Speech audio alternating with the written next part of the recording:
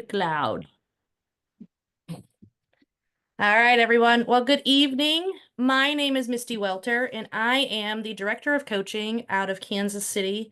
Our market center is Market Center 139 in Overland Park, Kansas.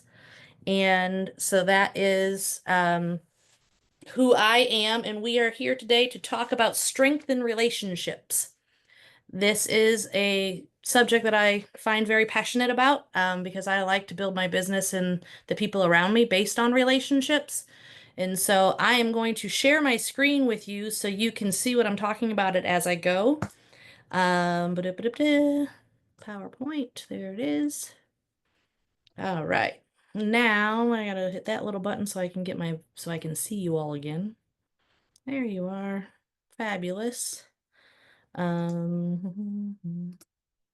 little chat box disappears though when I do that. Let's see. Oh, hey, there it's back. All right. So today's should be, I don't know what number it is. It's session 12 in the regular session book. But that one's 20 classes and yours is not a full 20 classes. So, that is where we're at the moment. This is me.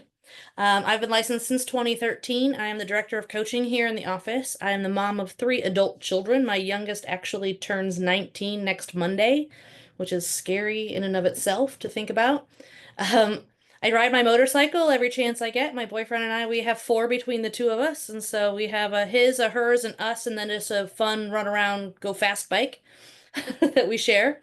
Um, I have a passion for coaching and teaching and growing other people. This is a true, very true statement. So when you think about the Y4T2S's, whatever the acronym is, I always screw it up. The S's at the end are success through others, and that describes me to a T. I would rather help you succeed and lay down on the railroad tracks and take the sacrifice for myself than for that to be a thing. So I have about pushing 50 agents in my coaching program here in Overland Park. And so I feel that way about all of them. And I would literally lay down and do whatever I can, including teach classes because it's 8 o'clock here at night in Kansas City. So it's 8 to 10 here is our time frame. So um, I've been at work since 9 a.m. today, and here I am still at work. Um, so yeah, so that's kind of a little bit about me. I have been a cheer coach, a scout leader. I have 3 Eagle Scouts, including 1 female Eagle Scout. I was a gymnastics coach, a theater booster. I have helped at schools and sports and soccers and basketball and all of those fun things. So that is a little bit about me. There's a picture of me and the boyfriend Marty and my motorcycle. That's the her motorcycle and my 3 adult children. My daughter and I often get swapped for twins. That people will talk to her and think she's me or me and think I'm her, and it's kind of a funny thing, especially when we're doing scouting things together because we're both wearing the khaki uniform at the same time, and her hair will be pulled back the same way with no makeup on for either of us. People will really screw us up then. And it's kind of funny when they have full conversations with me. I'm like, yeah, thank you for thinking I'm 21. I really, really appreciate that. I would love that feeling. So that's just a little about me and where I come from. So we're gonna get started. Obviously, you guys have probably seen these a time or two. The telemarketing notices and the do not call lists and all of the fun, whatchamajiggers and do not do this and do not do that and save yourself and all of the things. So I'm not going to read them all verbatim, but you should have seen them a time or two. Yes. The 3 people I can see, please nod your head. Yes, thank you. All right. I'm gonna turn my fan on because it's warm in here. All right, so before we begin, we're going to get started on today's agenda. Let's talk a little bit about where you're at. Tell me a little bit about your success systems. How's that been going? Are we doing some lead generating out there? Anybody want to share? As soon as I get my unmuted button. I'm going to turn you up a little bit. Say that again.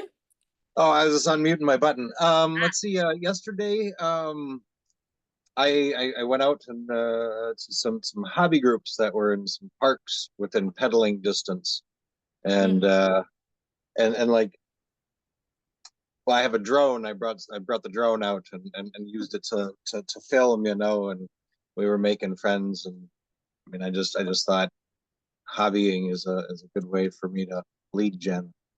Yeah. So did you have any conversations while you were out hobbying? No, warming, I mean, there's definitely plans to go back and, keep it going. I met another crew at a different park and got invited back there as well. So, Nice. Yeah, so hobbies are a nice place to lead gen if you, especially if you can find like-minded people. yeah, I yeah, got hiccups. maybe Anybody some. else? Oh, sorry, you're good. Oh no, it's okay. Thought you were done. So, anybody else have any lead gen that they've been doing? Oh, wow. My hiccups are going to get me. Any strategies or things that are working? Any struggles that we're fighting that we wanted to talk about and see if we can get through?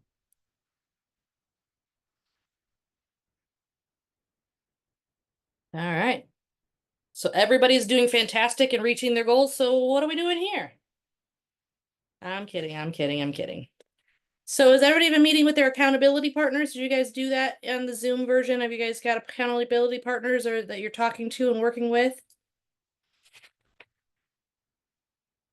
No.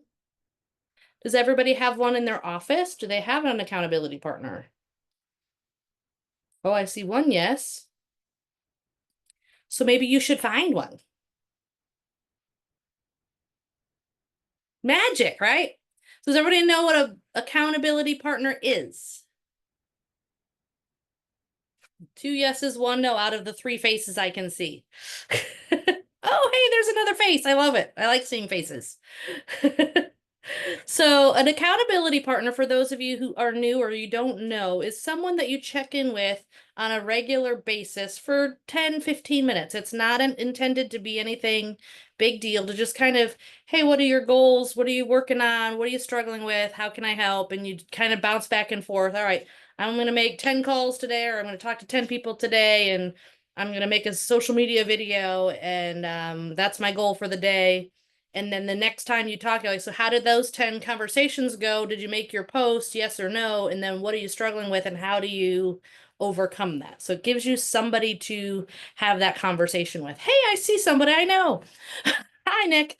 Hi, Suzanne. I don't know you, but hi to you as well. I like seeing faces. It energizes me, so it makes it easier for me to teach. Um, so if you don't have one, there's a large group of people on here that you can, chat with and see if there's somebody that you want to talk to, because most of the time you're checking in over the phone anyway. So it's not necessarily something you have to be in the same city or the same place for.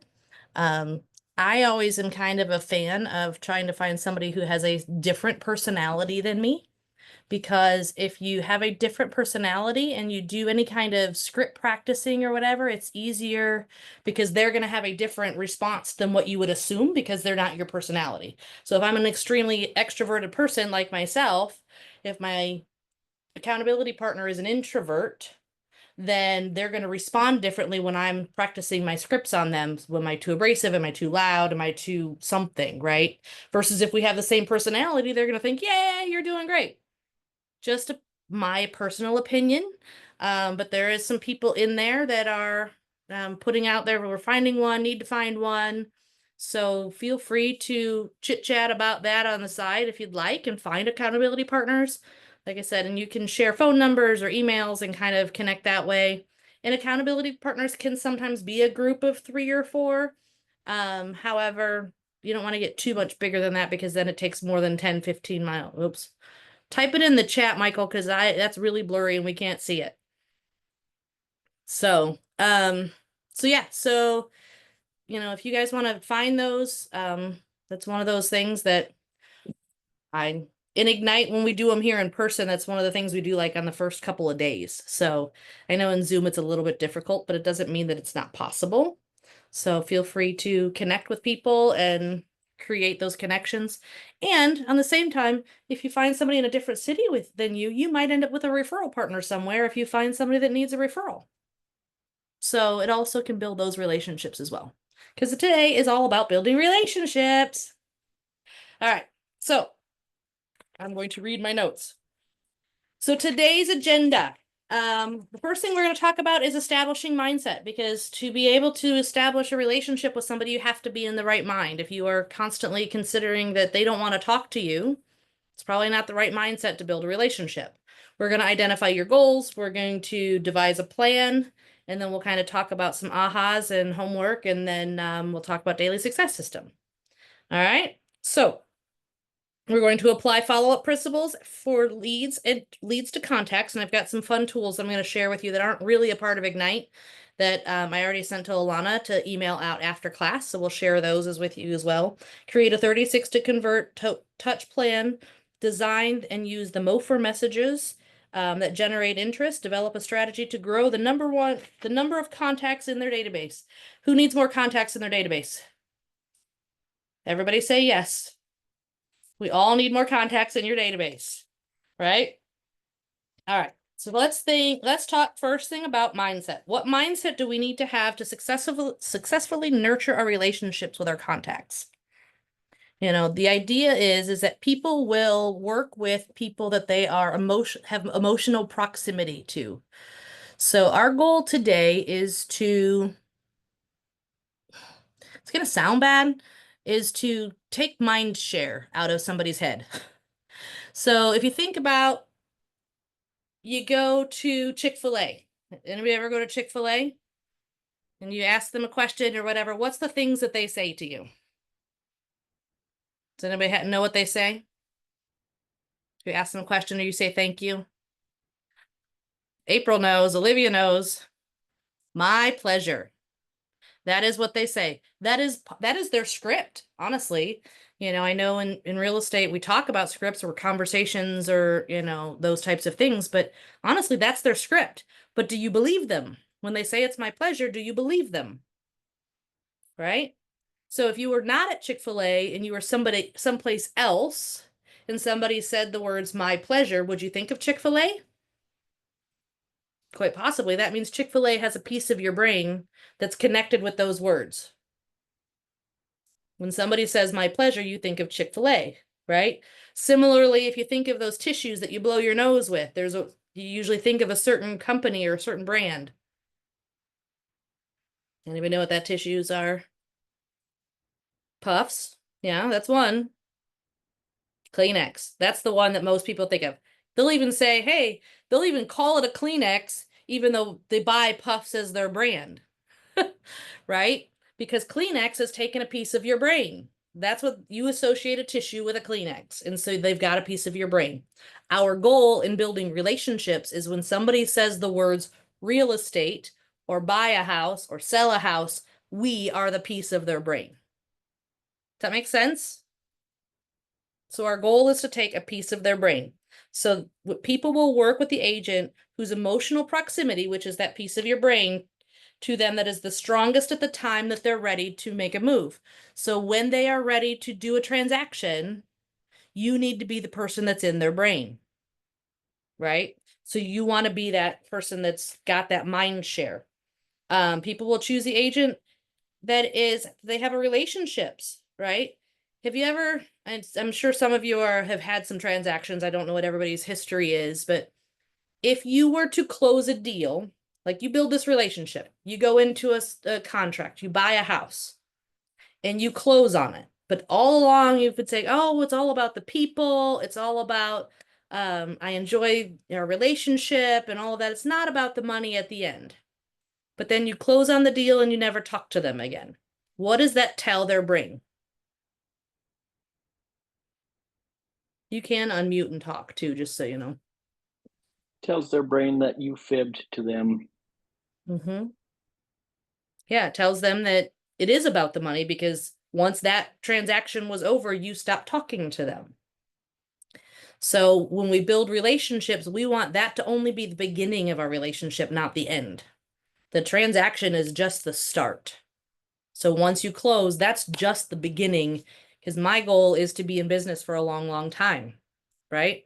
So they say that it's something like 7 to 10 years. Everybody will buy or sell a house. People will move every 7 to 10 years. Anybody want to be in business in 7 to 10 years from now? Yeah. So if you want to be in business in 7 to 10 years, if you stop talking to people, they will forget about you, or they will think that you're not in business and they will move on. So one of the things that we'll talk about today is the how to do that, how to keep top of mind, how to stay in touch, how to make it systematic, but not feel systematic to them. All right. All right. Oops, I clicked the wrong button. Click here. All right. So Gary Keller says in the Shift book, know that growth comes from clarity, priorities, and focused action. So his writing team, they remind us that the three things that lead to growth. Whoa, I can't read today. The first two things are the thinking steps. So when they're thinking of real estate, that you want them to think of you. The second step is you want them to act. You want them to talk to you. They want you to give your name to their friend or their restaurant waitress or whatever that is, right? So you want them to actually take steps. So we want to make sure that we know what we're talking about. All right.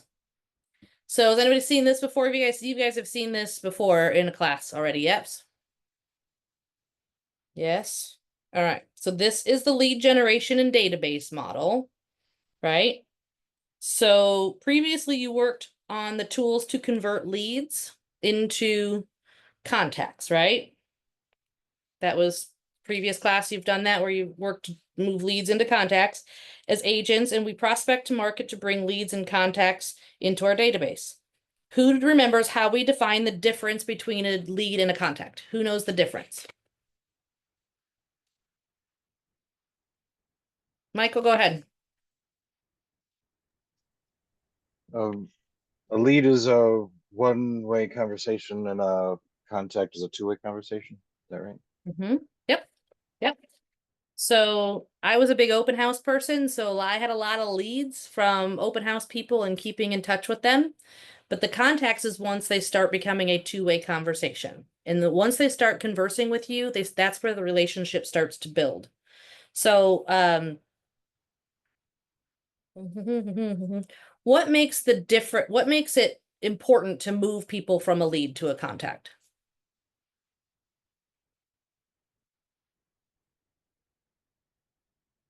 Anybody? Follow up. Mm-hmm. Mm-hmm.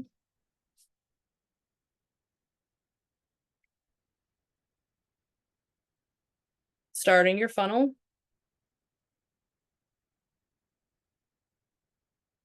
All right. So one of the big things that makes a big difference when you move them from a lead to a contact is you start to learn about them, right? Because as you start having that conversation, you learn about their life. So if you're continuing to keep in touch and build that relationship, you learn that their children are graduating high school, which means that maybe they need to downsize, or maybe they're having a baby and they want a bigger house, or schools are now important and they weren't before, or maybe their mom is getting elderly and moving into senior care and they're going to want to sell mom's house, right? So as you build these relationships, you learn things about people. You learn about when they have jobs or promotions or lose jobs or what their kids are doing or what their life is doing. And exactly right, Aggie. Is that Aggie? Aggie? It creates an opportunity. So the more you learn about them, the better the opportunity is for you. So that's part of why we want to make sure that we are building these relationships. It's not just about the money, because you will find lots of friends and people that you will get to know and learn and love. And there'll just be some people that are more like a client, but you still have a relationship with them. There's people that I still care about. I had a contract earlier this year, and I've been full-time coaching now for over a year, right? I have not been lead generating, doing any transactions, and my license is still active. And I had a deal where a past client had his brother call me. They wanted to buy a piece of land. I never saw the piece of land. I wrote the contract. It was a $500,000 piece of land. I wrote the contract, closed the deal, never saw the land, never even met the brother in person. Everything was done electronically. Because I have a relationship with them, because I've kept that relationship over the years. We're friends on Facebook and we keep in touch. And whenever I have an opportunity to have a party or an event or something, they're included in that event. So they know, love, and trust me, right? That's one of the things that we try to get people to do is know, love, like, and trust you. So that way they will call you for those opportunities. when the time is right. That is not saying that it is an overnight success system. This is not something that starts today and tomorrow you're going to get those phone calls, right? But it's not a bad day when it happens, because I didn't lead gen. I wasn't doing any of that kind of stuff.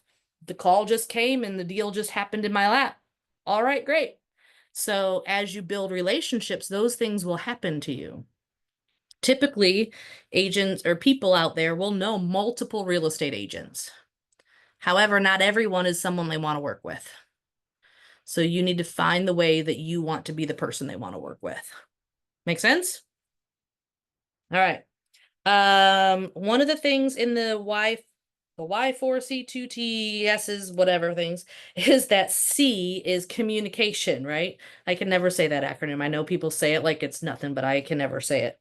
So seek first to understand. That is one of the keys of building a good relationship with somebody, is communicating, seeking to understand. What is it that you need? Not what is it that I want? What is it that you need? So listening and learning versus telling and talking, right? So those are one of the things that we want to work on. All right.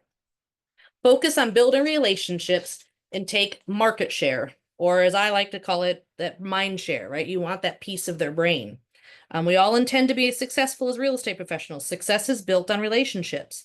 As one top agent said from the stage of a Red Talk, focus on building relationships and take that market share.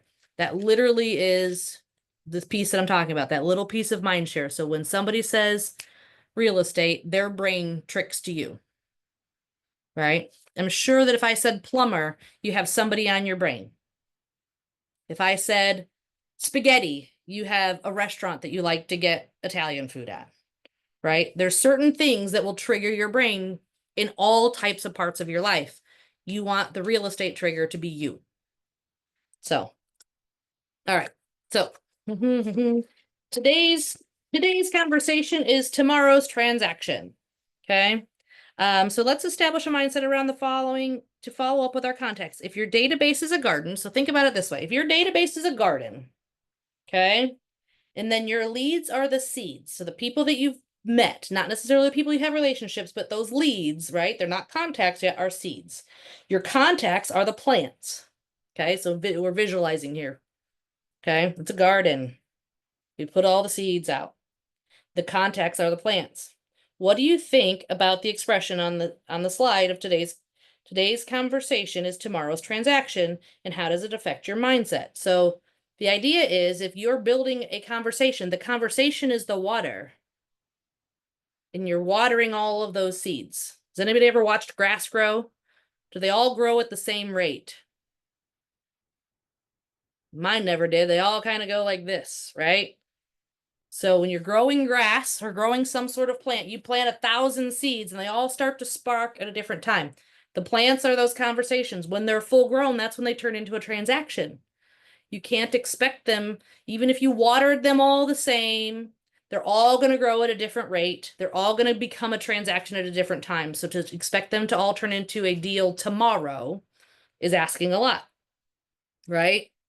So, yeah, so that's the question. So do you think that this is can you visualize this idea? Is everybody watering their garden? Are you watering your garden regularly, consistently? Or just occasionally when you feel like it? Are you having those conversations on a consistent system to where you're talking to them, where you're sharing with them, where you're sending them an email, you're inviting them to an event? Because if you water it occasionally, like Winston says, right? If you only water it occasionally, anybody have grass seed that never grows because you didn't water it enough? Anybody ever have somebody buy a house with somebody else because they weren't keeping in touch with them?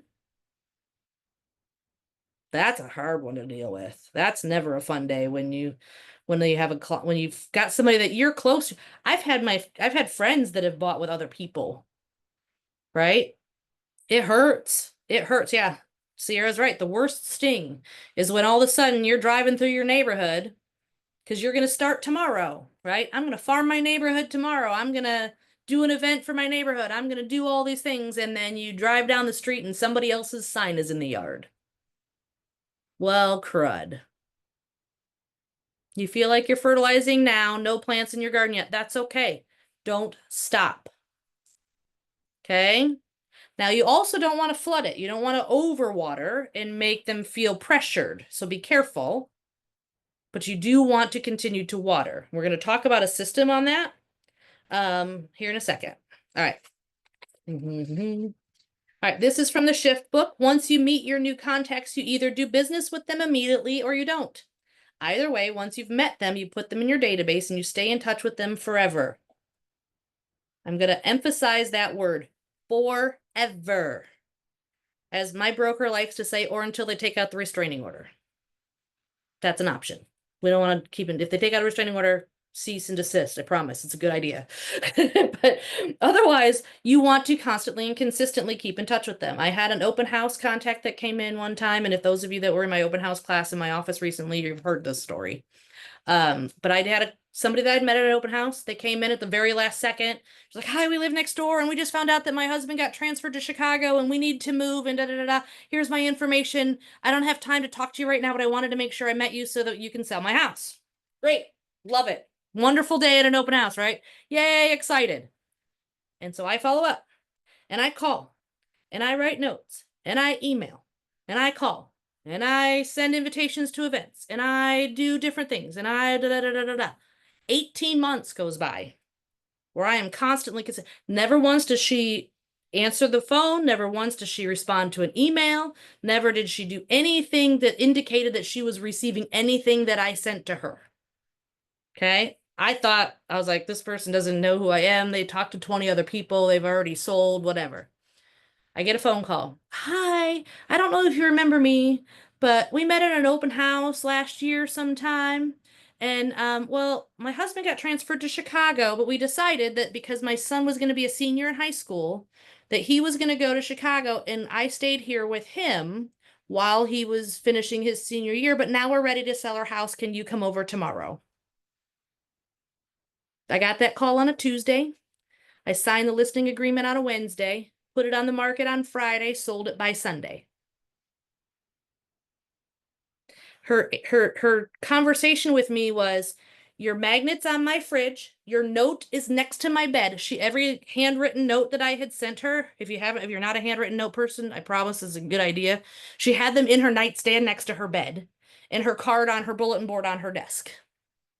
Or my card on her bulletin board on her desk. She's like, yeah, your magnet's on my fridge, your notes are next to my bed, and your card's on my desk, and we're ready to sell. Can you come over tomorrow?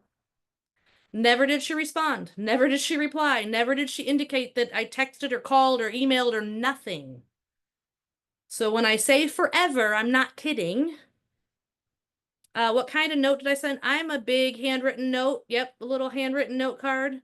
So, and we'll talk about that in a little bit about what that looks like. I actually have a list that's going to come out in the email as one of the attachments of reasons to write a note. If you're here in my office, you would have gotten a list of that in your participant book when you started here and you picked up your participant book, but I'm going to email it out to everybody else so you'll have it. And it's just kind of a list of reasons to write. Hey, how's it going? Hope summer's great. 4th of July, right?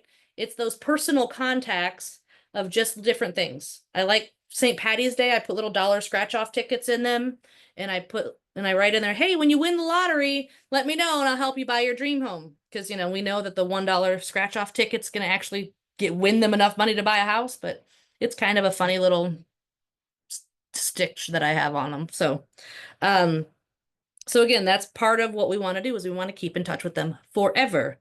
The second C in the Y4C2TES's blah, blah, blah, is commitment in all things. So you want to commit to the process. Don't start and stop.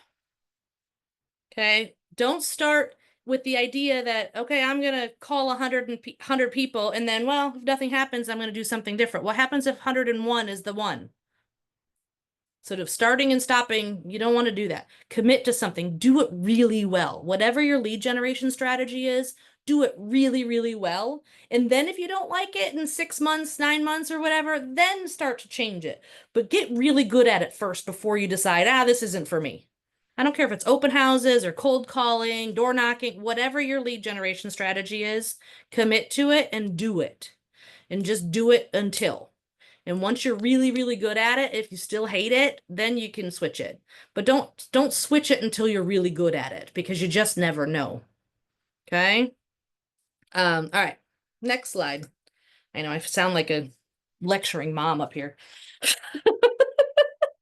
All right, so now we're going to identify our goals. So in order to be successful at nurturing relationships, we must understand our goals. All right, so we talk about lead generation and lead follow-up and lead conversion. So you take a look at the graph and compare it to the wave graph that you've seen before. Does everybody remember the wave graph? The one, right? I think it's next. That one. Does everybody remember that? Right? So can you see my cursor, or can you not see my cursor? You can see my cursor. So if you think about, if you meet them, like you just started and you lead generate, back up. There we go. If you lead generate and you meet them here, right? And you lead generate and you're keeping in touch and you're keeping in touch, and then you stop right here, guess who's going to get the deal? Somebody else who met them right here. You've spent 7 to 10 years nurturing them, but if you stop because you didn't commit to the process, you're going to stop right before they end up moving. And then somebody else's sign is going to be in their yard. So, again, the lead generation follow-up phase, how do you know when the right time is to stop? What's the answer to that? When's the right time to stop keeping in touch and following up? Never. Never. I like that answer. Never. When they say to, yeah. When they say to, kinda, yeah. I might contact them a little less. In your They own might words, stay. when you get the restraining order. In your I own like words. that. That's what I was looking for. Thank you, Adam. The restraining order. That's from my broker. That's not my line. That's his line. I just stole it. But that was his thing. He's like, you just keep lead generating until they take out the restraining order. Everybody's fine. All right. All right. So does it make sense how important the lead follow-up is to following up and keeping in touch and staying on top of your clients and your database and your contacts and the people that you know? Is everybody on board with that? That's the answer? Anybody have any questions or concerns, or I think you're crazies?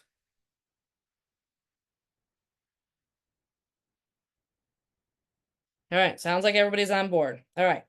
So the lead follow-up plus lead conversion, so that's the turning the lead into a deal, right, is the path to a signed contract and transaction. Of course, leads who express an immediate interest in your services are more likely to be ready to convert to an appointment right away. Those are those golden leads. Those are the money makers right there. You're in an open house. We've had, I don't know how the rest of the country is right now, but our area, open houses seem to be rocking. And I've had so many stories. I just did a whole open house certification series in our office, and I've had stories of cash offers walking into an open house with unrepresented buyers and all of those types of things, and different, I've heard of like at least 4 in the last couple of weeks that have sold to somebody who just randomly walked into a house on an open house, which is crazy to me because that's not normally how that goes. But so those are kind of those things. However, open houses are your things, thanks to me. Aw, I love that. So the biggest thing is that you want to make sure that those leads you're taking care of right away. You don't want to contact them once a month. If they're ready to go, you want to be on top of the conversations and setting the appointments right away. But again, once the transaction is over, don't stop keeping in touch, right? So just because they were ready when you met them and you got the deal, right? So if you're looking at my cursor again, right? If you met them in this little spot right here, right before they moved, oops, again, I keep hitting the button, and then they move, then they're not going to move for a long time after that. Don't feel like, oh, well, they're not going to move for 7 to 10 years. Anybody ever meet anybody that gets transferred for work? That doesn't always fall in that 7 to 10 year plan, right? Or they go through a divorce and they can't stay in their house more than the 7 to 10, right? There are things that happen that shorten that time frame. So if you think, oh, well, they're not going to move for 7 to 10 years, you're going to miss the bucket because they're going to be on to somebody else and they're going to think, well, maybe not. So, all right. So the goal of the conversations is to turn those conversations into appointments. However, not every lead is able, ready, or willing to meet or ready to buy or sell. So you want to make sure that you're keeping in touch, even if they aren't ready right now. If you had to guess, how many times have you agreed to be in someone's database? So this is that Mindshare thing, right? So think about this. So how many times have you agreed to be in someone's database?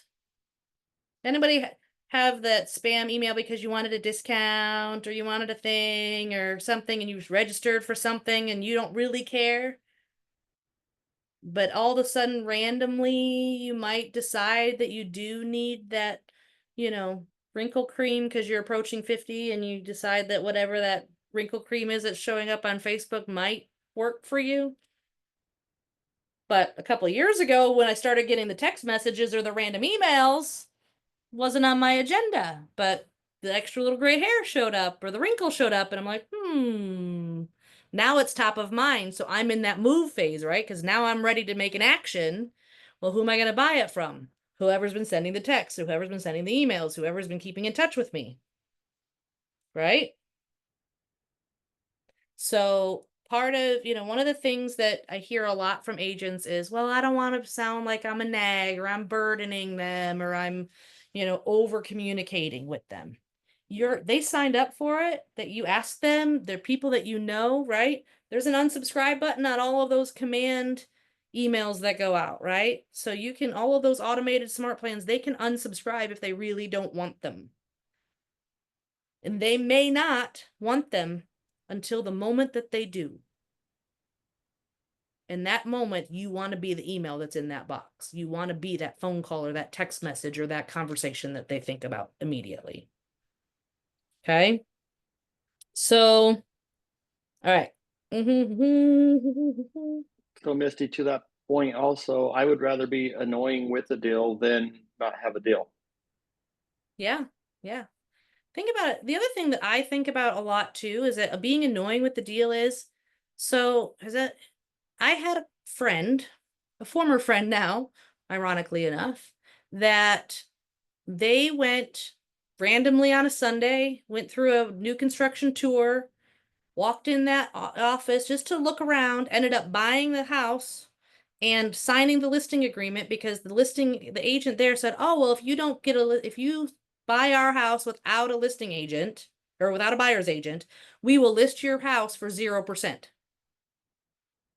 Do you think that listing agent was committed to helping them sell their house? So he signs all these papers. He calls me afterwards to tell me about it. And he's like, well, I didn't want to ask you to discount your commission. And I felt bad doing that. So, but I wanted to let you know and that this is what's happening. So now my hands are tied, right? Because they've got an agency agreement. I can't tell them that they screwed this up royally. And I watched the house get listed for, it was over $60,000 less than any other house listed in the neighborhood. Their new construction house didn't get done for an extra 9 months because nobody was watching the transaction to make sure it closed on time, and they just kept bumping it because other people were taking precedence. So they ended up renting for 9 months because they sold their house for 0% for less than it was. And I think by the time it was all said and done, they listed it like less than $60,000 less than the lowest house in the neighborhood, which there should not have been. So they probably lost $100,000 because when I did the CMA on it, I probably would have listed it like $100,000 higher than what it was listed for. So they lost $100,000 on the listing. They had 9 months of rent that they paid, all because they didn't want to ask me to discount my commission, which I probably would have done because he was a good friend anyway.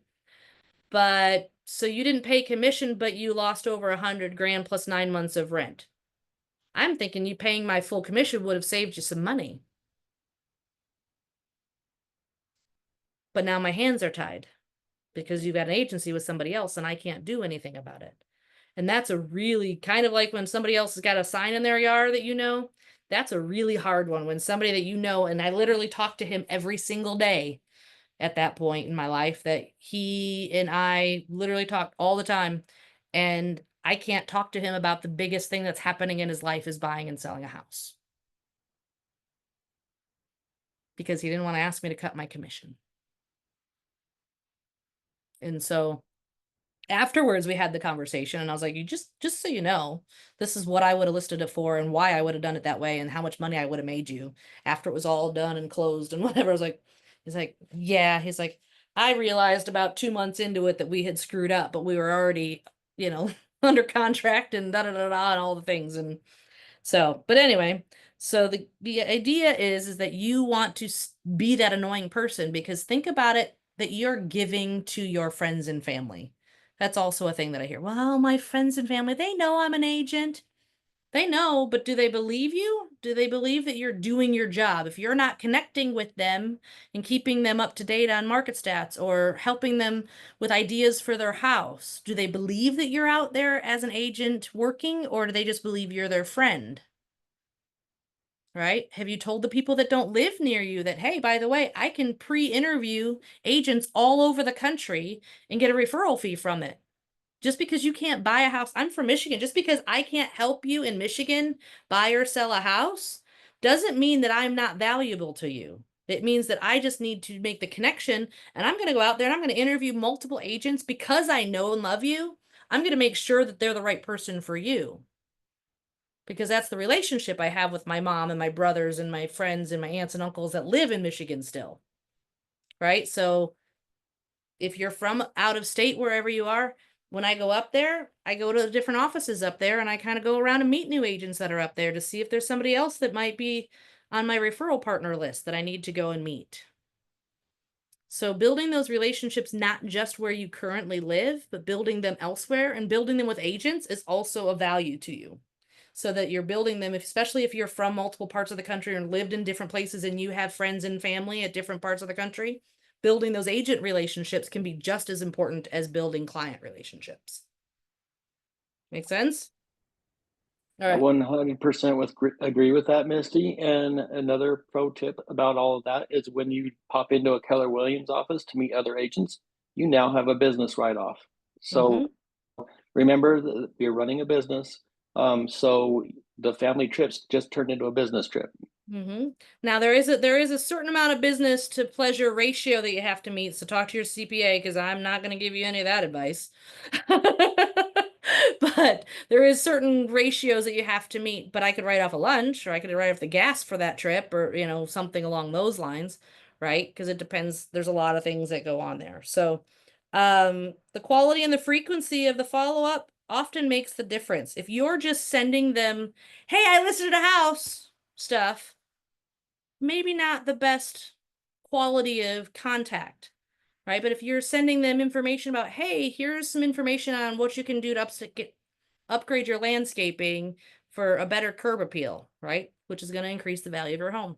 Hey, here's some market stats, or here's by the way, here's a list of Christmas lights that are going to be going on in your county or your area that maybe you want to take your family on, right? Little things, anything that you can do to keep them engaging with you. It doesn't always have to be about numbers.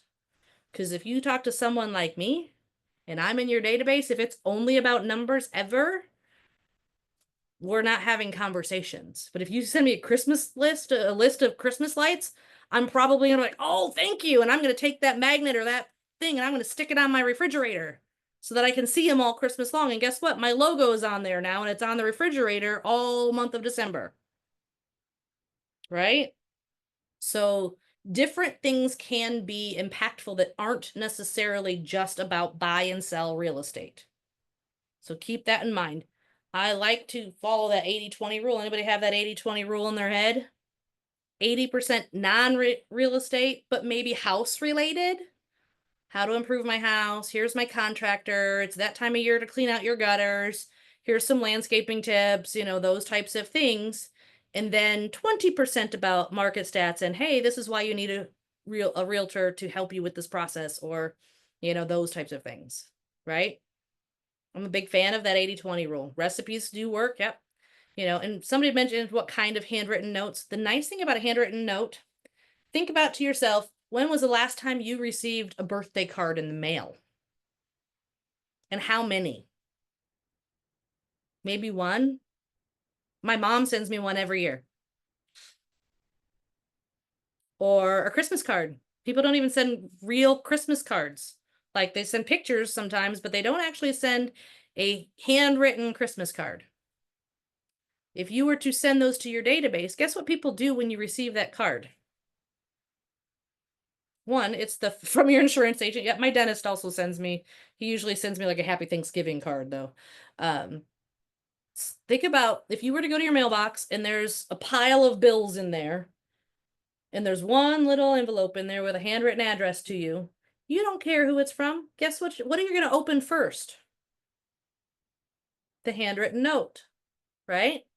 And then you're going to take that note and you're going to walk across your house. You're going to throw all the other junk mail in your trash can and you're going to put that one on your refrigerator or on your dresser or next to your bed. So now you've got mind share and you've got physical space taken up in somebody's house. Okay? All right. I'm gonna get off that soapbox for a minute.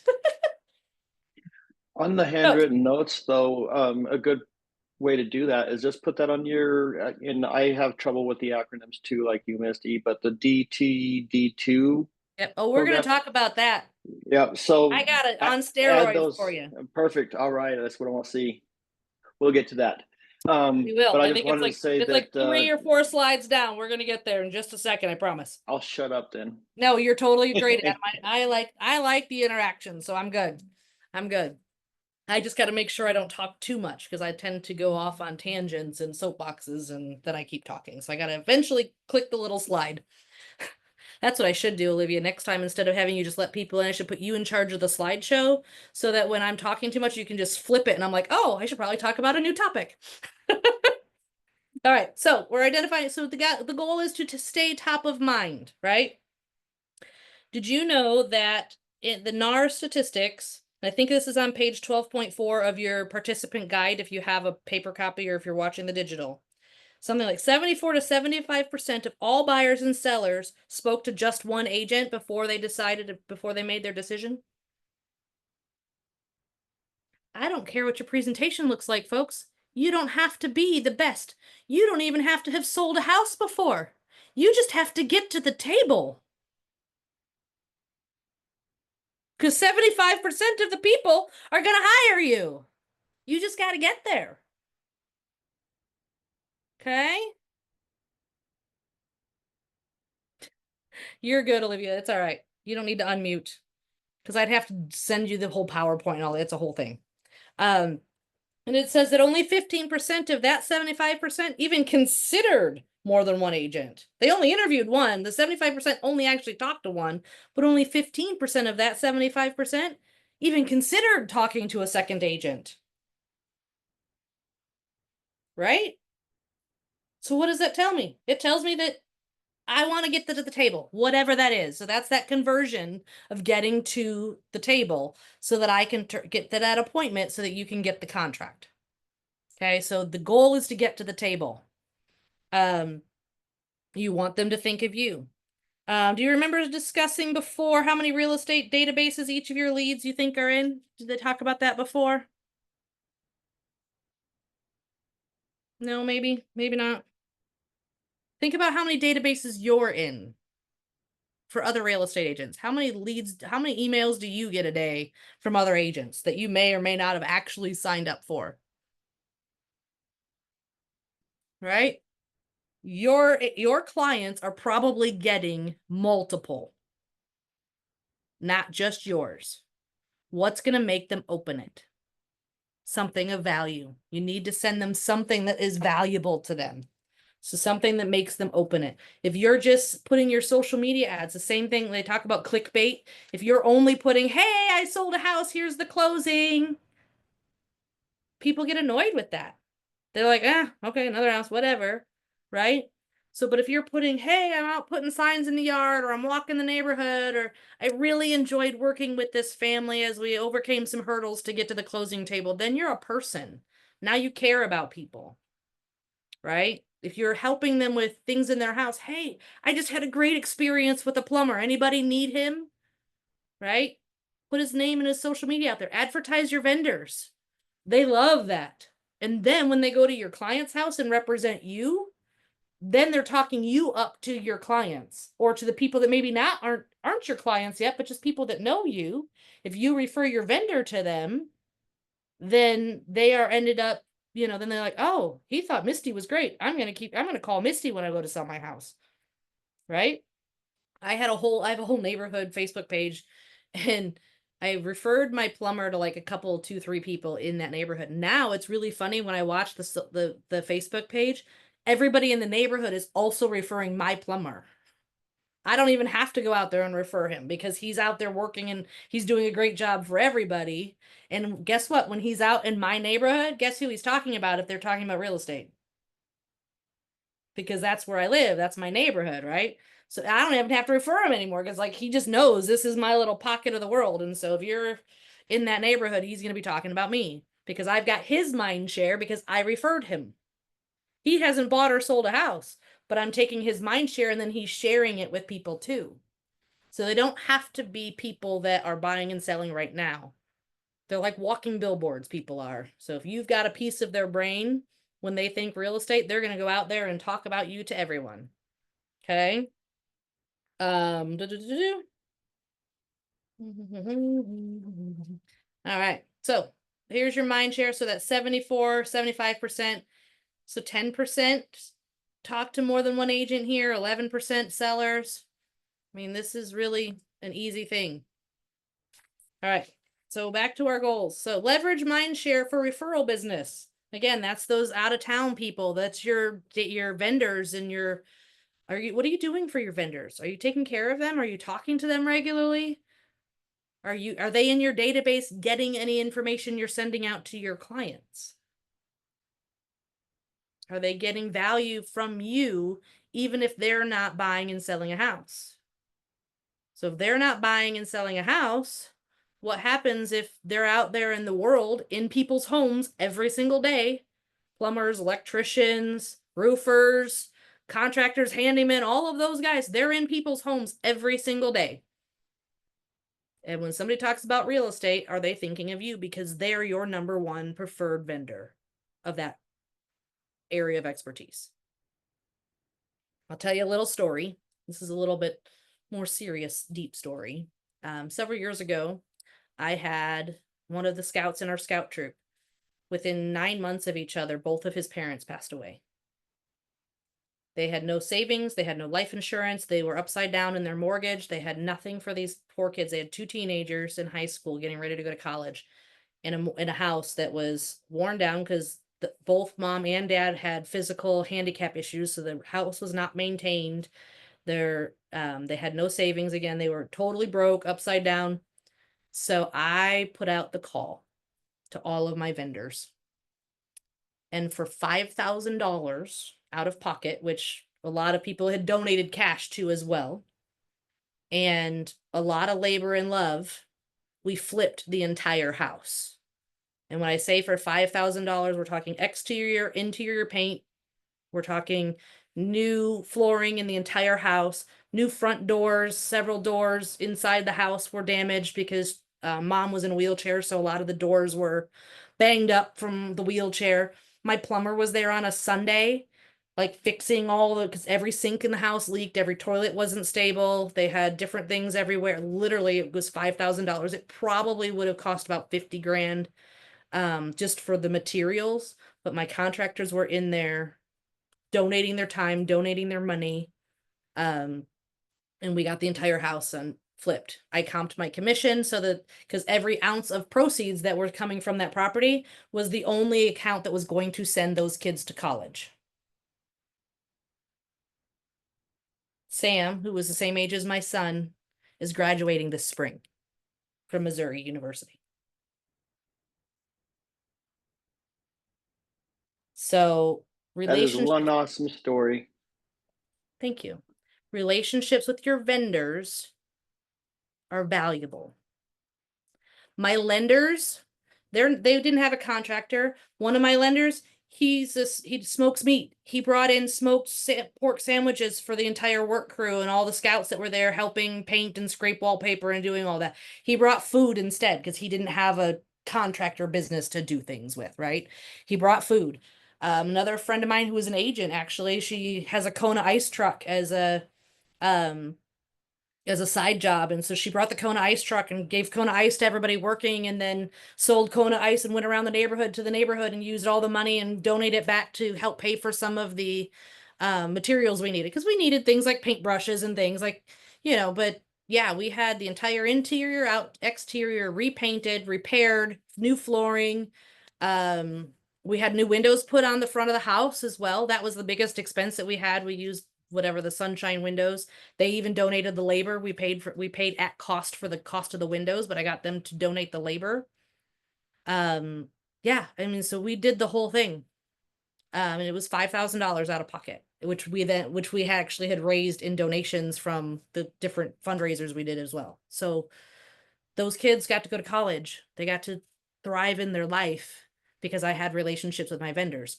And then I had a big poster in the house when we put it on the market of, these are all the vendors that contributed to getting this done. Please call and use them. Right? So my electrician and my flooring guy are still good friends. They refer each other all the time from that house. Right? So every spring, I get the Facebook reminders of the house, and when we flipped it, or no, it was fall, it was October, of when we flipped it, the pictures of the befores and the afters start popping up, and it's just a fun time to do that. But the fact that Sam is getting ready to graduate this spring from Mizzou, as they call it, is a big deal because I built relationships. Don't just use the who's going to be the cheapest guy on the block. Make sure you're building a relationship with those vendors. And I tell my clients, I says, I don't choose my vendors based on the price they charge. I base it on the quality of service they provide and the communication and, how good they are to my clients and the work that they do. Right? I don't choose them. If you want the cheapest guy, my guy's not your guy, but my guy will be there on time.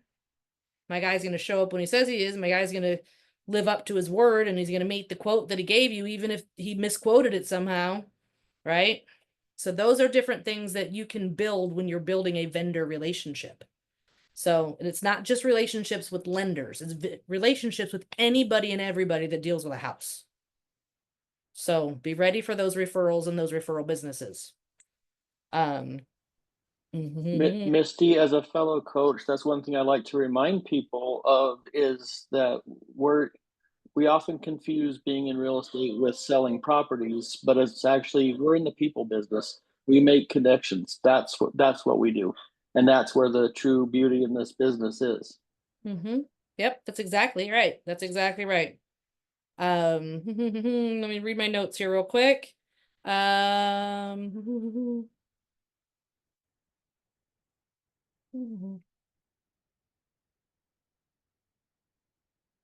Oh, there's a statistic here. It says in 2021, NAR found that 47% of buyers who'd used an agent were referred to them by a friend.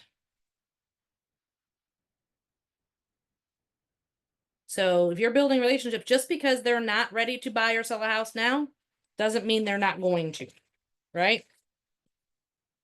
All right. Ahas. Any ahas anybody wants to share? We're about halfway through. Any ahas or thoughts, ideas, questions, confusions?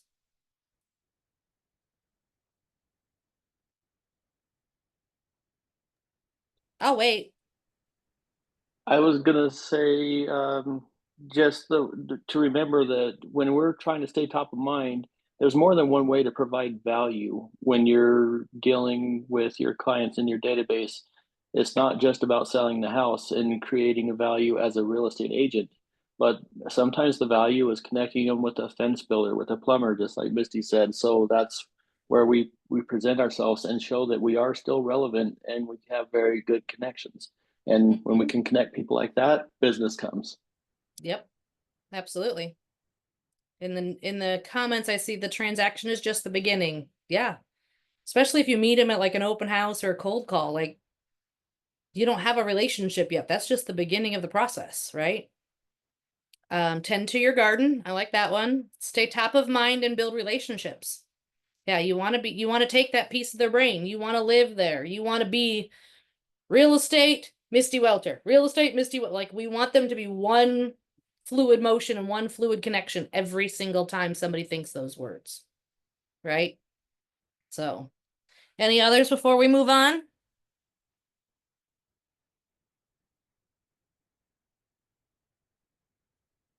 I want the piece of the brain. Yes, go get the piece of the brain.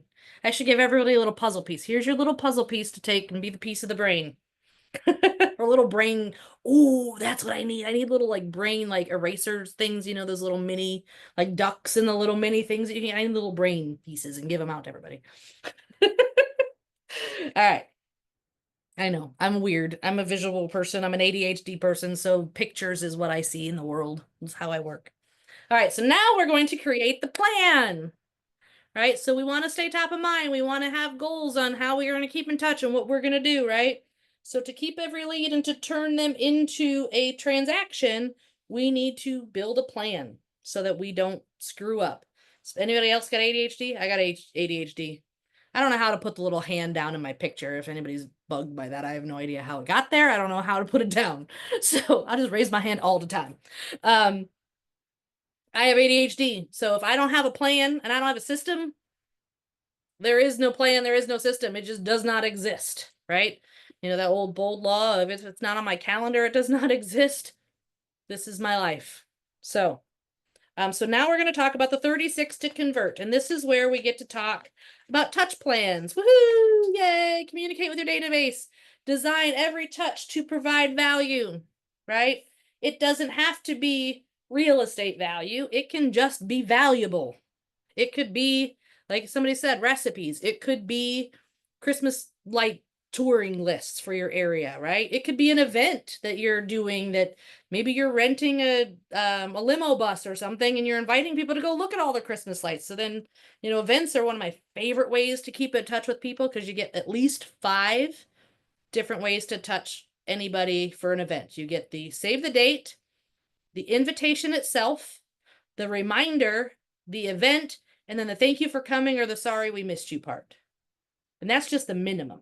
That doesn't include any social media that goes on with it or anything. That's just the bare minimum of every single event that you ever do. So if you're doing events at all, fabulous. If you're not, you might want to think about it and see what your office provides, if there's things that you can tap into there. Like our office does a big indoor Halloween trick-or-treat thing that's getting huger every year. So there's a whole system that goes along with that. But if you're doing events, great, right? So the 19 to connect, if I remember correctly, you guys had talked about this before, maybe today. Anybody familiar with that? Ooh, I like that pro tip. If you ask to meet with a lender, they will usually buy you lunch. Yeah, that's true. Building these relationships is a great way to get business. Plus, it makes working with them even easier when you have relationships. Yeah, it is. It's easier to work with people that you already know, right? One of my first transactions when I was very new to the business, my lender screamed and yelled at me because I didn't know what I was doing. I was like, I told you this was the first buyer I've ever worked with. Like, I don't know why you're yelling at me because I don't know what I'm doing. Oh, it was not a good day.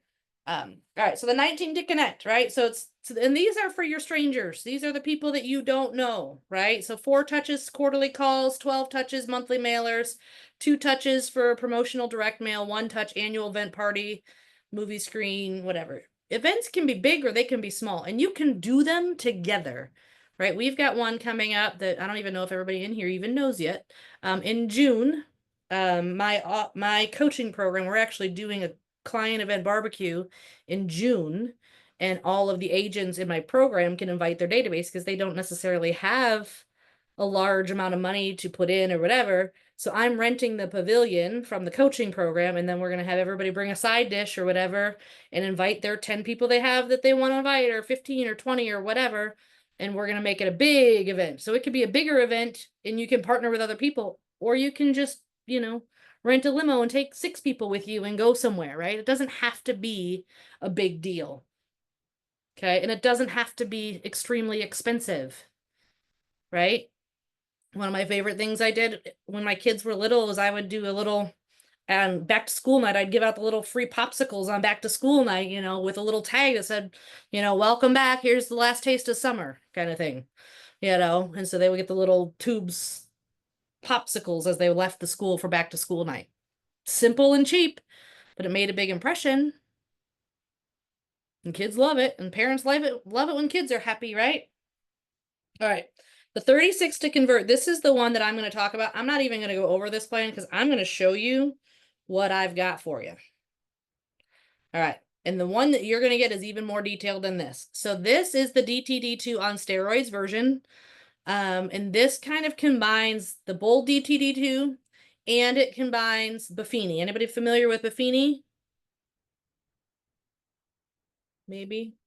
So Buffini is an outside coaching program that is relationship based. And he's got a whole CRM and all the things. So he's very much of a relationship build referral business, not a cold call business, right? That's his big thing.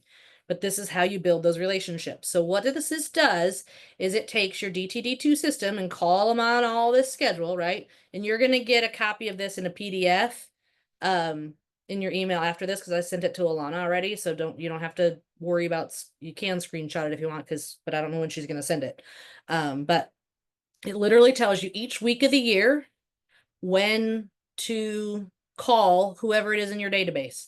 So back in the day when they first introduced this in Bold, if you were around then, they did some sort of research to figure out the last names in the United States about to balance the names. Like so that it would be as even as possible of A and W and B and E versus just doing A and B and C and D and E and F. They tried to balance it. Now, obviously, I have a last name Welter. I'm going to have a few more W's in my database than other people.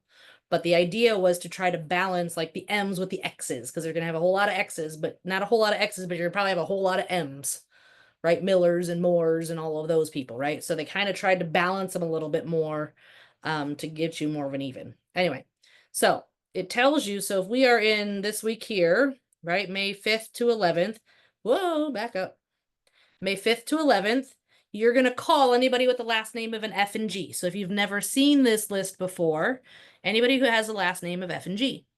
Then, on top of that, everybody know what a pop by is? Somebody's got to say yes or no. There's a one yes or no. No. Michael says no. So a pop by is typically a little gift or something that you swing by somebody's house and you knock on their door and you're like, hey, I was just thinking of you and I wanted to stop by and let you know here's a little something, something, right? It can be anything. If you go on to like Pinterest and put in real estate pop buys, hundreds and thousands of options. There's Facebook pages galore out there. You can buy them. They're more expensive if you buy them, or you can make them. A lot of times they're from like the dollar store with a cute little fun tag on them, similar to like the little popsicle thing I was just talking about. You can do little doohickeys. You can do bigger doohickeys. It depends on your budget. That's why it says email or pop by. So if your budget says I can only go to 10, that I can only afford 10 pop buys this week or this month or whatever, identify who those 10 people are that match this list, whatever's in that month, right? So I've got 10. Okay, who are those people? Everybody else gets an email. Have we talked about the Ford conversation in here? Please say yes. Michael's hiding from us. I can't hear you. You can talk to your hand if you'd like, but all right, so we've talked about the Ford conversation, right? What does Ford stand for? What's the F? Family? Are you mouthing? Family. There you go, Michael. I hear you, family. What's the O? Occupation. Occupation. What's the R? Recreation. Recreation. And what's the D? Dream. Dreams. So the email, if you're not doing a pop by, because if your budget doesn't allow it, and that's okay, the email is a similar Ford conversation. Hopefully you've had a previous phone call conversation, right?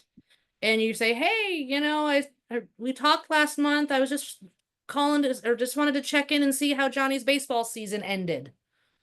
Right? Or if you do the pop buys by Carly, that's my daughter. She used to sell them. She doesn't anymore, but that was her thing. If you look it up on Facebook.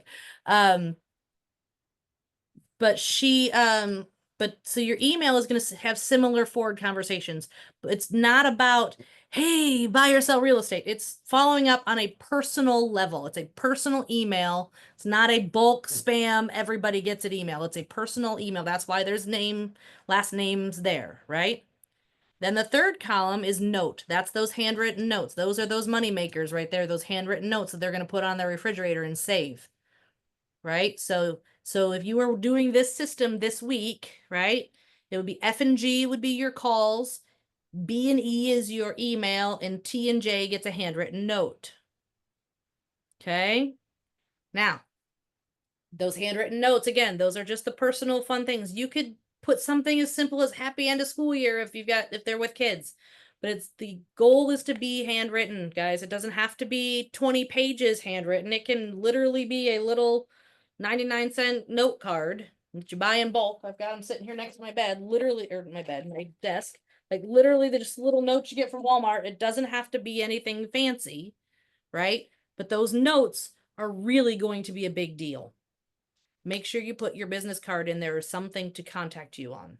Okay, so that they, again, keep in mind that it's you're the agent, whether it's somebody you know or somebody that you're just nurturing with, but make sure they've got something that reminds them that it's you writing that note, right? As you build these relationships, it could be, hey, I know Johnny's baseball season is about to end. Here's a Dairy Queen gift card for $5, right? To go have ice cream at the end of the season on me, right? Or maybe your friends on social media, oh, I saw that your dog died, and here's a little grief card. What do they call those? Bereavement, something, I don't know. You know what I'm talking about. Like a card to say I'm sorry for your loss. Okay, sympathy card. Thank you, Aggie. Sympathy card. I'm like, there's a word. Something like that, right? So keeping in mind that you're paying attention, that you are actually care about them as a person, not just about the buy or sell real estate part. So those personal touches, those 3 columns are primarily going to be forward conversation subjects. Okay? Everybody get that idea? And then in addition to that, you're going to have some sort of bulk email that's going to go out once a month. Right? So if it's Buffini tells you, I think it's email on the 1st and mailer goes out on the 15th. Right? So the bulk email is, again, doesn't have to be, here's the market stats. But it should be something house related. It's time to clean out your gutters. Here's my gutter guy. Or, here's 10 tips on increasing your curb appeal or whatever it is. It's a generic, everybody goes out. Neighborhood nurtures are really great for that in the command system. If you have neighborhood nurture set up, and you could have a neighborhood nurture and have this go out as well, but it should be something house related, not necessarily real estate like buy or sell related. And then the same thing with a bulk mailer. If you are sending things of value, they will open them. I always like to send mine in a big red envelope because then when it came, they knew it was from me. Right. So I would get like a big, like a 5x7 or whatever, the half. So all I had to do was take the paper and fold it in half and put it in the envelope. So I would put some sort of, it had a stock letter that I would write on the front, and then it had some sort of form on the back, like some sort of graphic-y picture on the back, right? Or like even a separate sheet, whatever. You can do it however you want, right?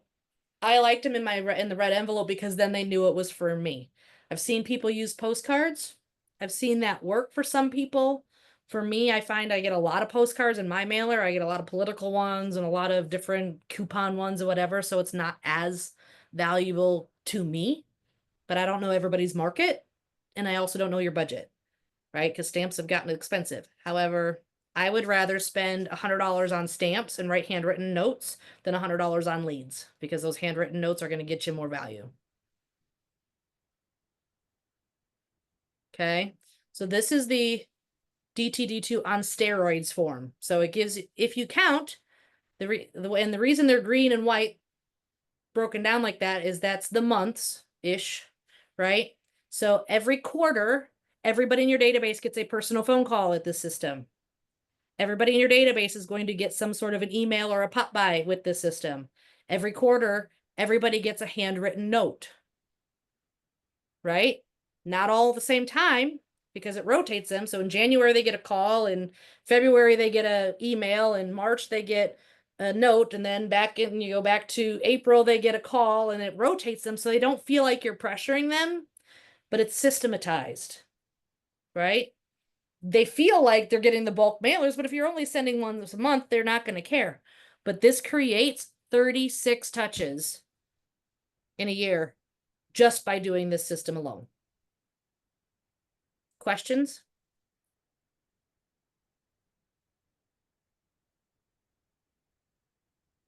Now I'm going to take it to the next level again. You ready? Hopefully we're having fun and learning something. I don't know. I'm having fun. All right. So this also is going to go out. So this is a month, how to connect with your database. So spend an hour and fill in each one of the little squares. So then when you're getting ready to make those calls, you don't have to think, what am I going to say? Who am I going to talk to? Right? Your DTD2 gives you the who. This is going to design your what.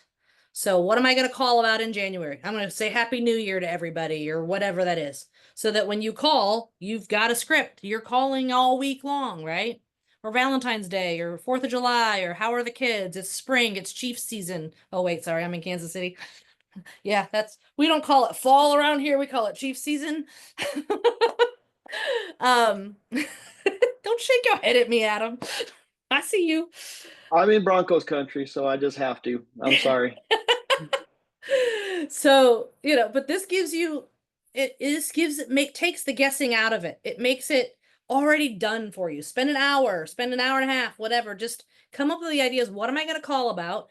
And most of the time, your phone call and your email are probably similar because you're going to be contacting different people, right?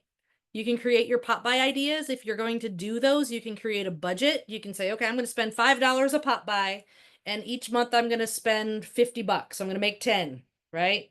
So then I'm going to make and then you just decide, okay, in January, my pop-by looks like this.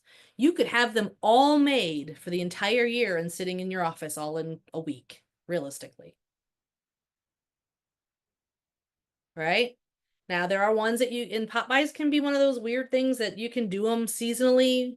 You could just make generic ones that are good for any old time. I always had like tape measures, I can't remember what the tag said. It was like a tape measure and it was like had a ribbon on it. It was cute with a little tag on it so that when I did randomly drive by someone's house, I could just stop by and leave it there. Just, hey, I was thinking of you, and the tag says something like, oh, I really measure up against the market or something. I don't remember, something along those cheesy lines, but they didn't expire. They weren't seasonal. They were just something, right? So having a something that was just extra to have around versus like if I was going to do something New Year's related or 4th of July related, I'm not probably going to drop that off in December.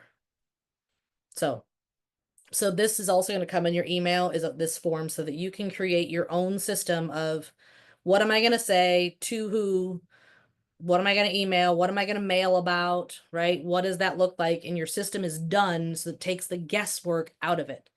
This is the plan that we're talking about for the goals. I see a lot of blank stares in the things. Questions, thoughts on the system?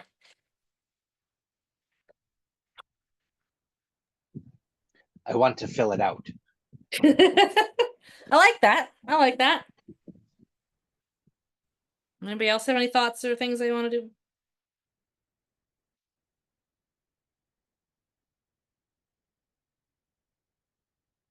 Thumbs up. Somebody likes it. That's good. All right. So these are going to come, and maybe I just blew your mind so much that nobody has any words left. I don't know. All right. So the message I still is have words, Misty. I'm just working on an inspection resolution. Oh, I see. I see. So you're multitasking.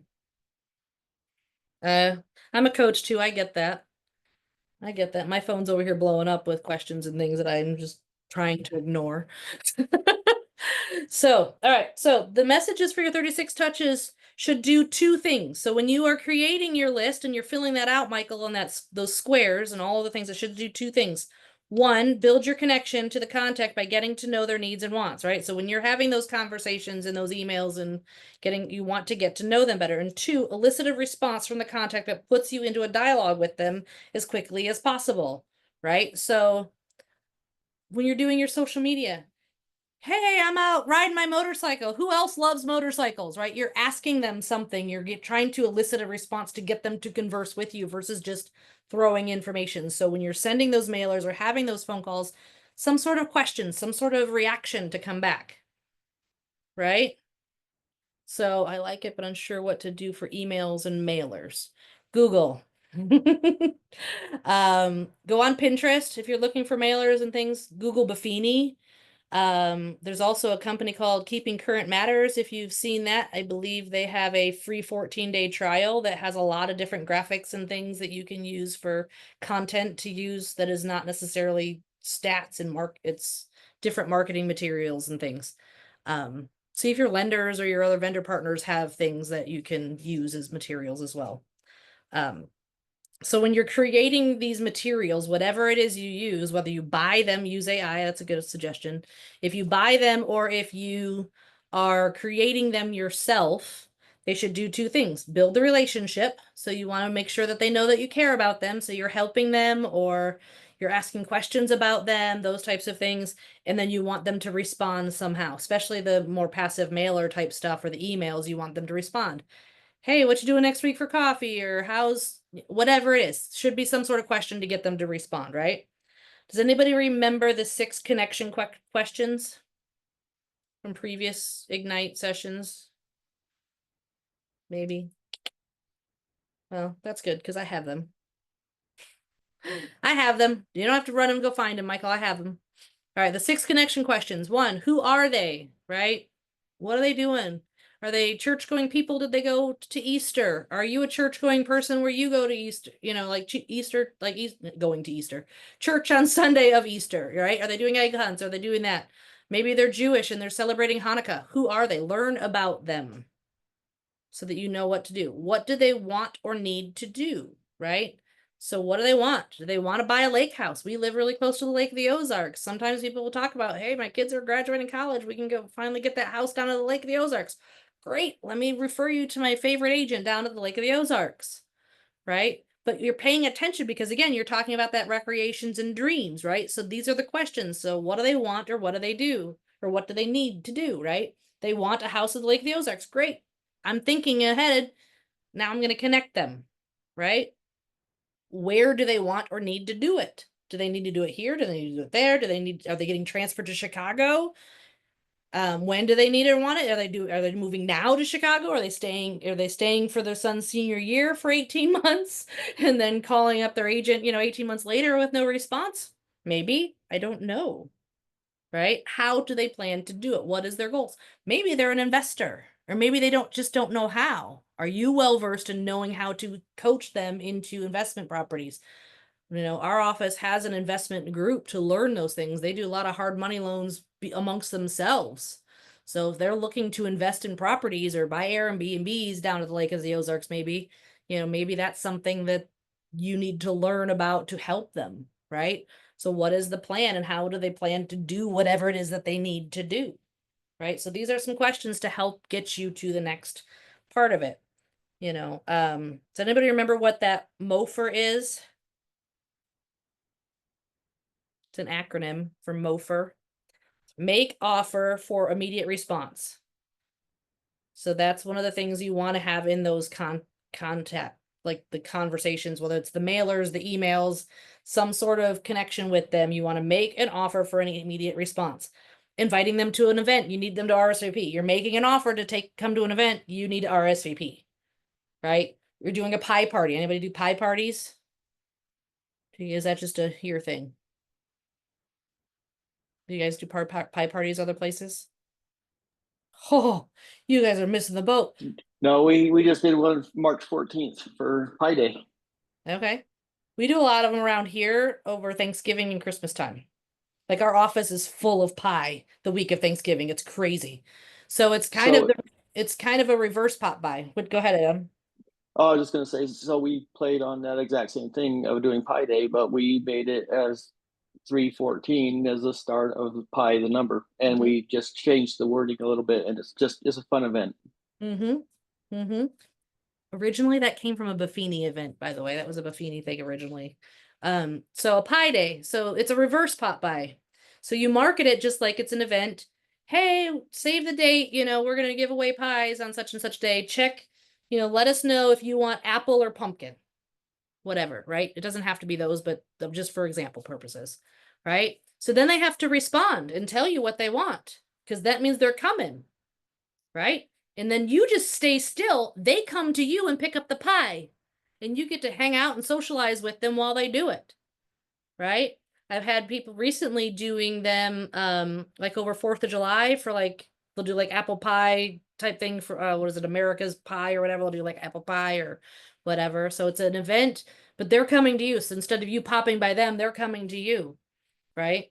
I've seen people do like National Pizza Day, and they'll do like the Costco take and bake pizzas, or, you know, those types of things. And so tell me what you want. You want pepperoni, all meat, or sauce or cheese, or whatever the options are, right? And so you invite them to the event. They have to respond and tell you what they want. You remind them that to come. They show up, they pick up their pizza, and then you thank them afterwards. Right? This is similar to an event. It doesn't have to cost you anything. You know how much you're going to spend going into it, because you know how many people are coming by, right?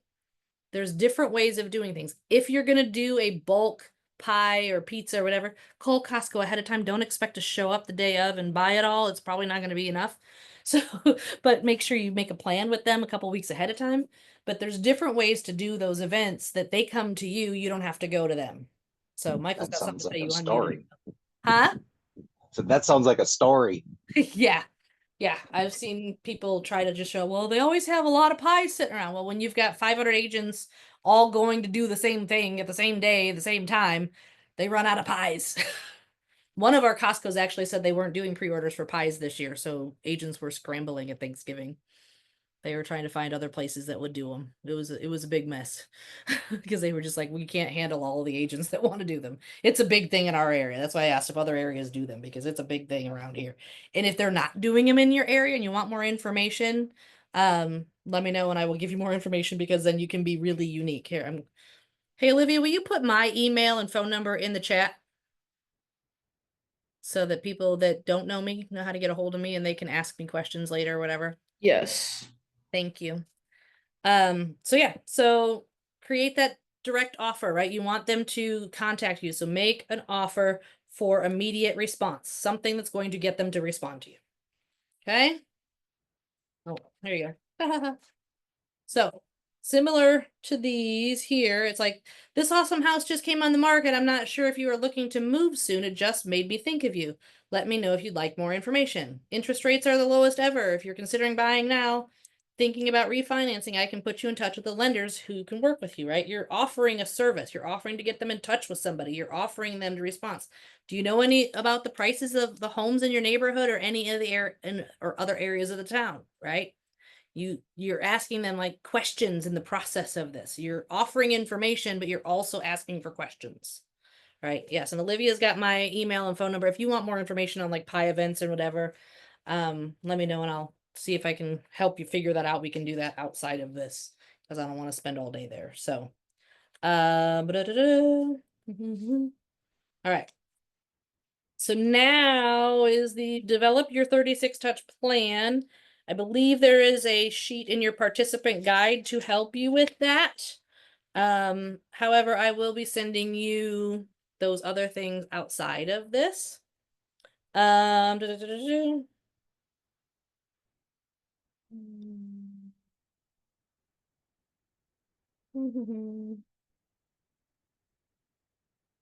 right. So questions or thoughts?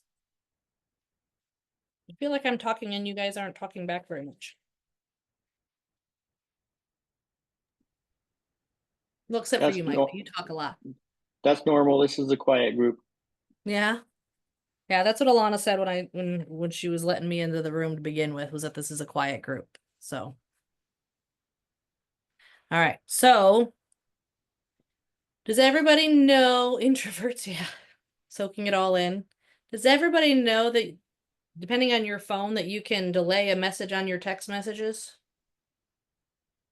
It's a recent trick that I learned recently. So especially, I know that Android phones can do it to any phone. Apple's can do it to Apple phones. So when you type a text, if you hit the little plus sign next to your text, right? So when you hit this little plus sign, I don't know if you can see my phone. So you hit the little plus sign. In there, there's a little thing that says send later. And you can date it tomorrow like you can an email or a Facebook post or all of those things, right? Because so you can delay emails, you can delay Facebook posts. So like for me, it's 9:30 at night. I'm not going to text any clients right now. But if I delayed it to go out tomorrow morning, I could do all of my lead gen at midnight if I wanted to. I could send emails, I can send Facebook message, I could send text messages. I can delay it and I can still do my lead gen.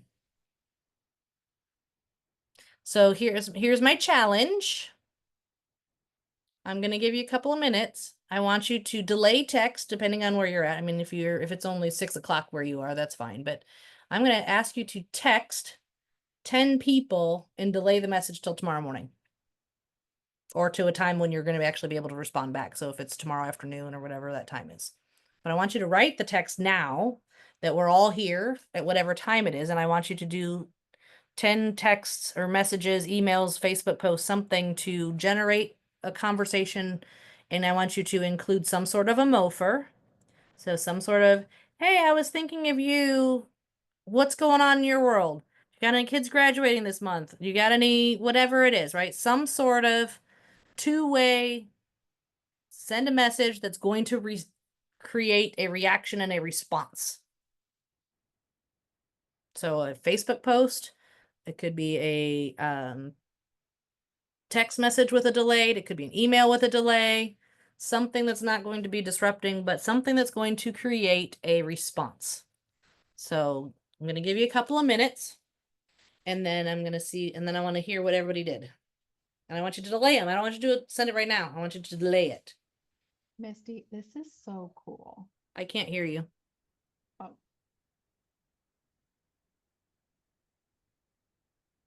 I don't know who that was. can you hear me now? No, barely. I can turn you up, I guess. Who's talking? It's me, Neelam. Oh, hi. Hey, this is so cool. Yeah? I Good. didn't know about this.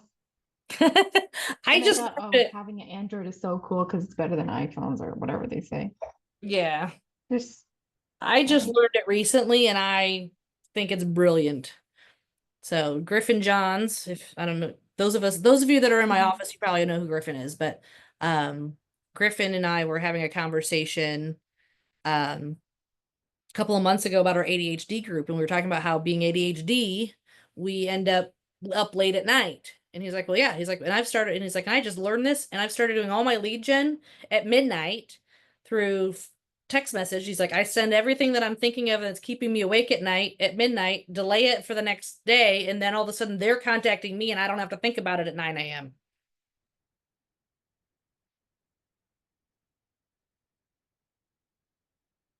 And I'm like, that's just brilliant, especially those of us that forget things regularly.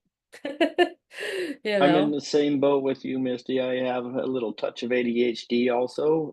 So that is going to be an amazing tool for me. I didn't even know about that. yep, yep. And I know Android can send to any platform. Apple, at the moment anyway, can only send Apple to Apple that I know of. I suspect that will be different sooner than later, but yeah. And I have found it to be a brilliant thing. I can text my mom now because I forget, and then I think about it at 11 o'clock at night. And I'm like, and she's an hour ahead of me, so for me it's 11 o'clock at night. It's already midnight where she is. So I text her, and then she responds the next day, and then it starts the conversation or whatever. But I don't have to remember to start the conversation because when I thought about it, I was able to just prompt her. So it's definitely been a helpful little tool. Yes, you can delay and send emails as well. Emails do the same thing. Facebook messages and social media definitely can do that.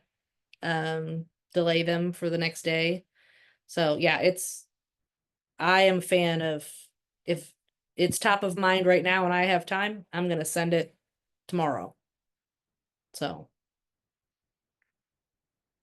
All right, so everybody got at least send a couple of emails or texts or something already? We've all got a couple, 2, 3 at least done, maybe, hopefully.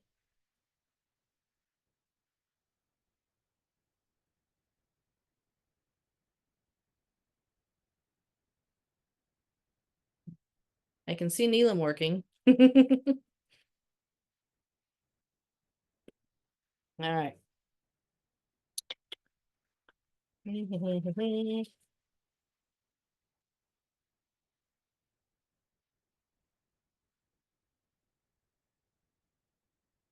All right.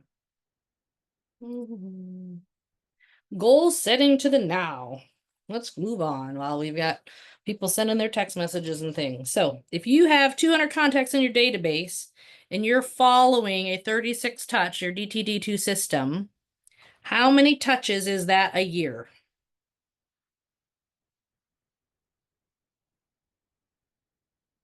Anybody want to math that out? I'm going to take the new bold yet? The path is in the math? Yep, the new bold, that's one of their new bold laws is the path is in the math.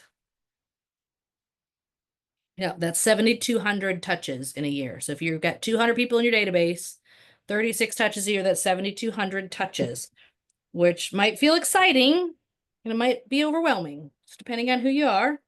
But both responses will get you to where you want to be.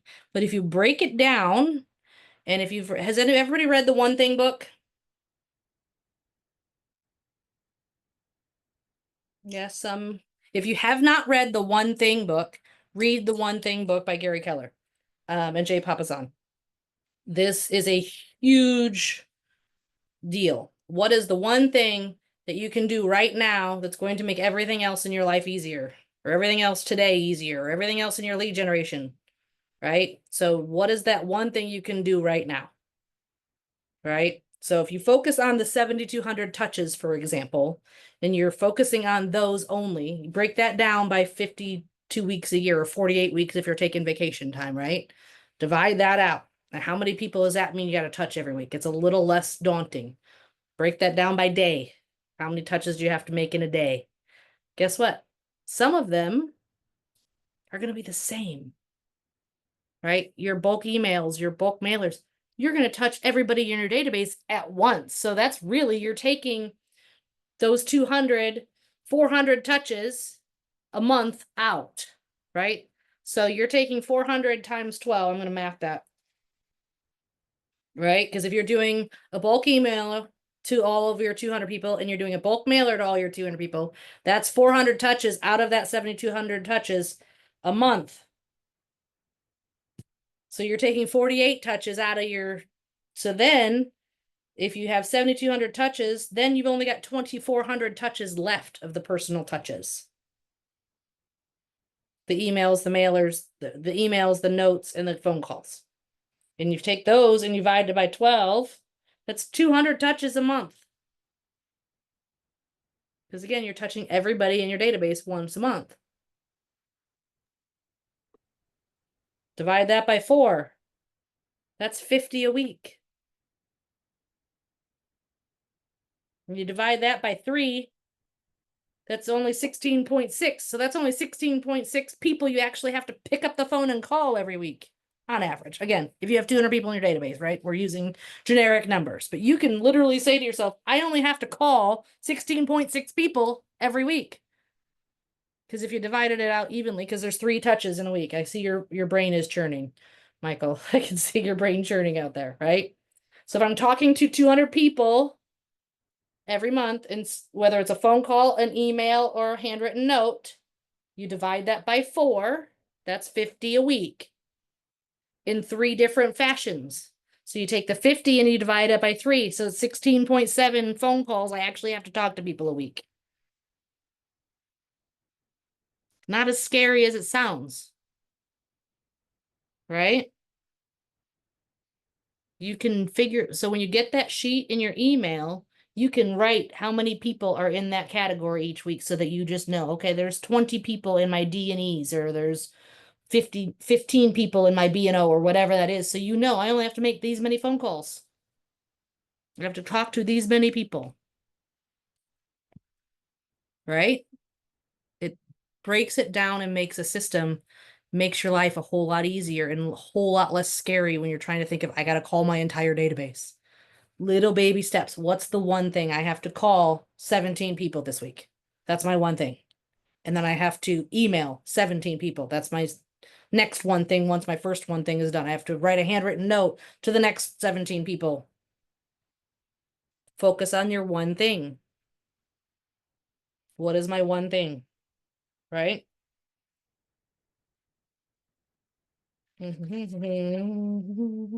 Plan your touches. That's where that sheet, that big 12-month sheet's going to come in. You've got your 1-year goals, start with how many people are in your database, your contacts, people that you have permission to have those conversations with, and then break it down. Again, multiply that number of contacts and figure it out. So when you've got that sheet, you can write, like when I was in production, I literally would print out that DTD2 sheet and I taped it to my desk. So I would just scratch it off every week. And then I would write, okay, I've got 15 B&O people, and I would write it on there, and it's literally on my desk so that when I accomplished it, I crossed it off. And everybody else like me like to have a list that they like to check things off.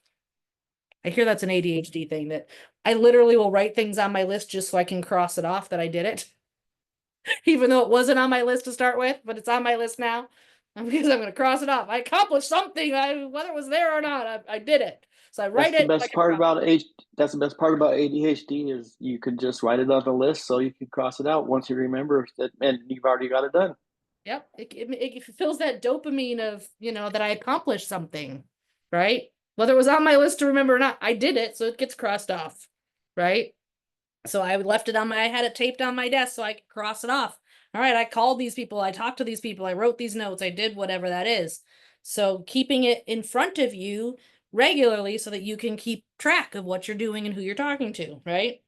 And you can divide it out based on whatever it is your plan is. You can divide it out to the number of people. Plan your touches. All right. This is the option for steps to create your 36 touch. This is an option. Again, I would use your command to set up smart plans. You could set up a smart plan and have it all planned out for the whole year so they get taught, I actually, in my command, my database, I even had the labels, the DTD2 labels in there so I could just do a search, this tag, and these are the people that I'm going to talk to today. So whenever I add somebody to my contacts, they get a tag of whatever their last name is that fits that, so that when I'm creating my list of who I'm going to email or who I'm going to write a note to, I can just search by tag and my command automatically filters it for me, because when I put them in my database to start with, they have a tag. If you don't have it set up that way, when you start, if you're going to start the list, start with whatever this week is, search them, and then add those tags as you contact them.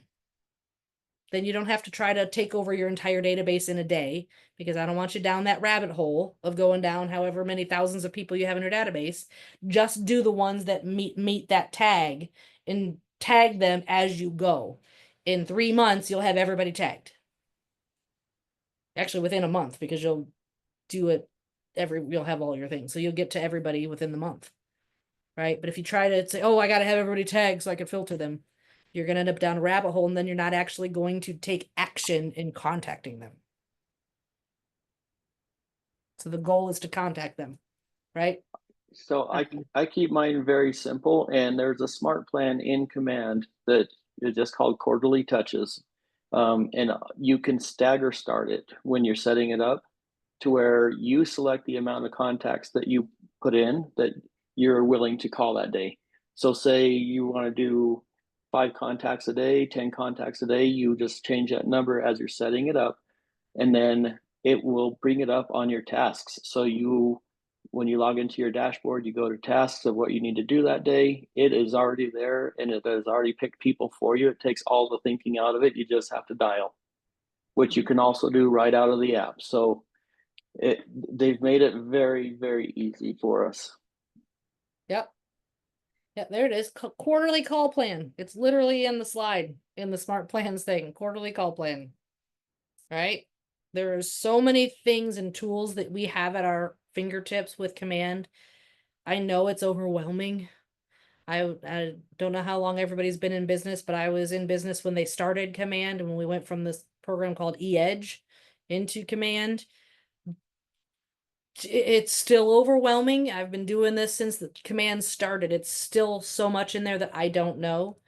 And I'm old, so I guess that's part of it. Maybe it's a generational problem, but there is We're so probably much. around the same age, Misty, but I am actually embracing Command very much because I've seen what other brokerages have out there, and Oh ours yeah. beats it hands down. Oh yeah. Everything is in one place, and it is one of the most underutilized tools that we have that you're already paying for. So take advantage of what is right at our fingertips. Yep. Yep. And if I learned recently, there's a YouTube channel for Command. So find that. If you aren't familiar, you can YouTube, and I think it's KW Command is the YouTube channel. And then you can ask it anything. How do I do a smart plan? How do I put in a contact? How do I start a neighborhood nurture? Whatever you want to know, it will teach you. So if you don't have somebody in your office to teach you those things, learn something. And I would say put one thing a week on your list of things to learn. Don't try to go down the entire rabbit hole and know all of Command. You will get lost and you will be out of business before you know it because you're so busy down that rabbit hole. They say, you got to be learning based but action focused. Like we want you to learn. We want you to know what you're doing. We want you to do that. However, if you're the smartest person in the room, but you don't actually talk to anybody, what's the point? If I know everything about Command, but I never actually have any conversations with real people, what's the point? I know how to do all the smart plans, but I don't actually send them to anybody. If I do all the social media ads, I don't actually send it out. I have all my database all in there pretty and they're all tagged, but I don't actually pick up the phone and call any of them. What's the point?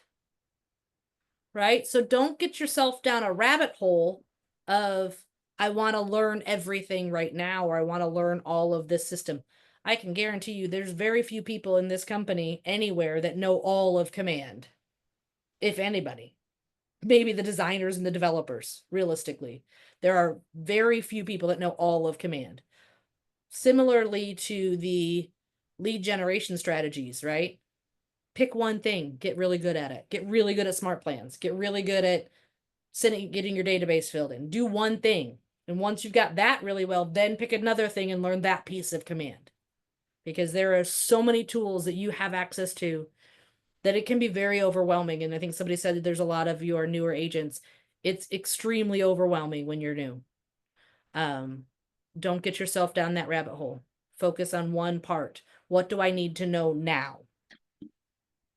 Right? So if what do I need to know now is smart plans or inputting contacts or tagging or whatever it is, learn that thing, get that done, and then move on to the next thing. So one piece at a time. Goes back to that book. Do one thing. Don't try to do And yeah, it's one bite at a time. But the YouTube channel that I just dropped into the chat is Marty Miller. He does the 66-day challenge on Command. And it's getting everything set up. It's a great way to get it started without the overwhelm. You start at day 0. We're currently on, I believe, 9.0 is the newest training that is out there, and the newest challenge. I'm sorry. And it's an amazing thing to go through. You do 66 days. It teaches you bit by bit, which you can then implement it as you go, and it makes it a lot less overwhelming. Yep.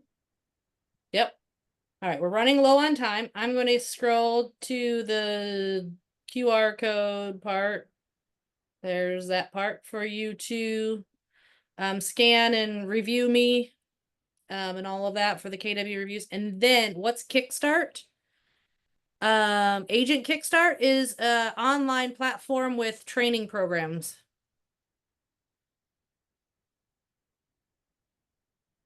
I'll answer your question in a second, Jana. QR code there. Everybody got that? Because then I'm going to stop sharing my screen because I want to pull something up on my computer for you. So one of the things with Ignite is the daily success system. I created, I don't know who's all a visual person or a not visual person, but I created this thing and I will also have this sent out as well. Where did it go? I gotta find it so I can share it.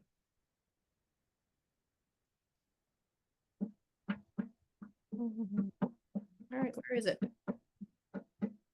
I created a graphic because again, I'm a very visual person. I'm also a very paper person. It's a PDF, I believe. I can't find it.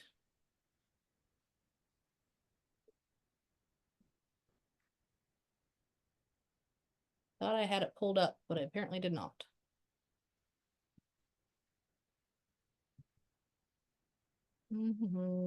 That's not helpful. All right, well, it's basically a graphic.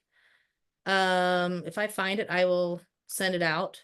But it literally is a picture of your your daily success system. So everybody remember their Ignite daily success system? How many contacts are you supposed to be making a day? Have they talked about all that?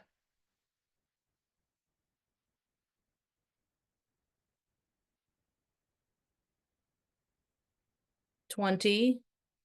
I think the daily success system is 10 contacts or 10 conversations, right? There's a graphic in your book, right? It's 10 conversations, it's 10 database entries, 10 handwritten notes, I believe is also in the daily success system. And then there's the social media version, right? There's 10 likes, comments, there's 5 direct, 5, there's 10 likes, 5 comments, and 1 direct message a day. Is is this sounding familiar now that I'm there? It is. That's what I'm looking for. Ha ha ha ha ha. All right, I'm gonna share my screen again. I'm like, I finally found it. So if you are interested, well, you're gonna get it in your email anyway. So basically, because I'm a paper person and I like to cross things off, I made a little graphic, right? So it's 10 phone calls, 10 database entries, 10 snail mails, and then 10 likes, 5 comments, and 1 direct message on your social media, right? In the process, it also talks about enrichment. So reading a book or going out, doing some sort of other class in addition to Ignite, etc., is a part of your Ignite system. And then I like to always reward myself with something when I accomplish this. What am I going to do? So am I going to go to Starbucks and get a coffee that I wouldn't always get? Maybe I'm going to get my nails done. Maybe I'm going to, treat myself to 5 minutes of watching TV. I don't know, whatever is for you. But what do you reward yourself with every day? So this is the daily success system. Because I'm a visual person, I like pictures and I like graphics. So this will also be coming to you in an email from Alana so that you'll have this. Okay. Hope this helps. Not sure if it does, but you'll have it anyway, whether it does or it doesn't. I don't care. Right. And then I was going to go back and talk about Kickstart. So there's a program called Agent Kickstart. It's a website that is written by a agent named Tina Bernine. Tina Bernine is actually an agent in our office, which is why I'm very familiar with it. So when Andrea's talking about doing Agent Kickstart, she created an online platform. It's kind of an on-demand teaching system. I believe it's $8.99 to have access to the system. I'm not 100% sure. But we pay for it as an office, so our agents in our office have access to it. But if you're interested in that, again, you should have my email and phone number. Send me an email or call me and we'll talk about that. But I'm not here to promote her. I love it, but I'm not here to promote that business. But that's what Kickstart is, since somebody asked. Um, but yeah. So does that help answer your question on what Kickstart is, Jana? Okay. Any other questions, thoughts, ahas? We got about 5 minutes left together. I hope this was helpful. I hope you learned something. Anybody else have anything they want to say or comments or thoughts that they would like to share with the group?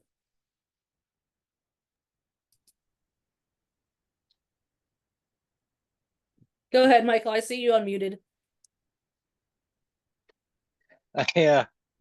You guys, we were talking about command and how difficult it is to navigate, and you know, I mean, there is a lot there. I started talking to the Chat GPT about it. It seems to know the app pretty well. If you have any questions, you can just, I mean, seriously, just type in how does opportunities work, and it'll spit it out. Nice. I Nice. I mean, like that. I never thought to ask Chat GPT. Haley says to lead gen at midnight, but delay this and send it out. I'm a night owl and have a newborn. This is perfect. Good. I'm glad. I'm glad. Tiffany says she did. She makes this so much harder in her head. Thanks for breaking it down and making it obtainable. You're welcome. That's my goal. Little pieces, right? I just want to, one thing at a time. Anybody else have any ahas or thoughts? Same Michael, ChatGPT seems to be a command pro. I might have to try that.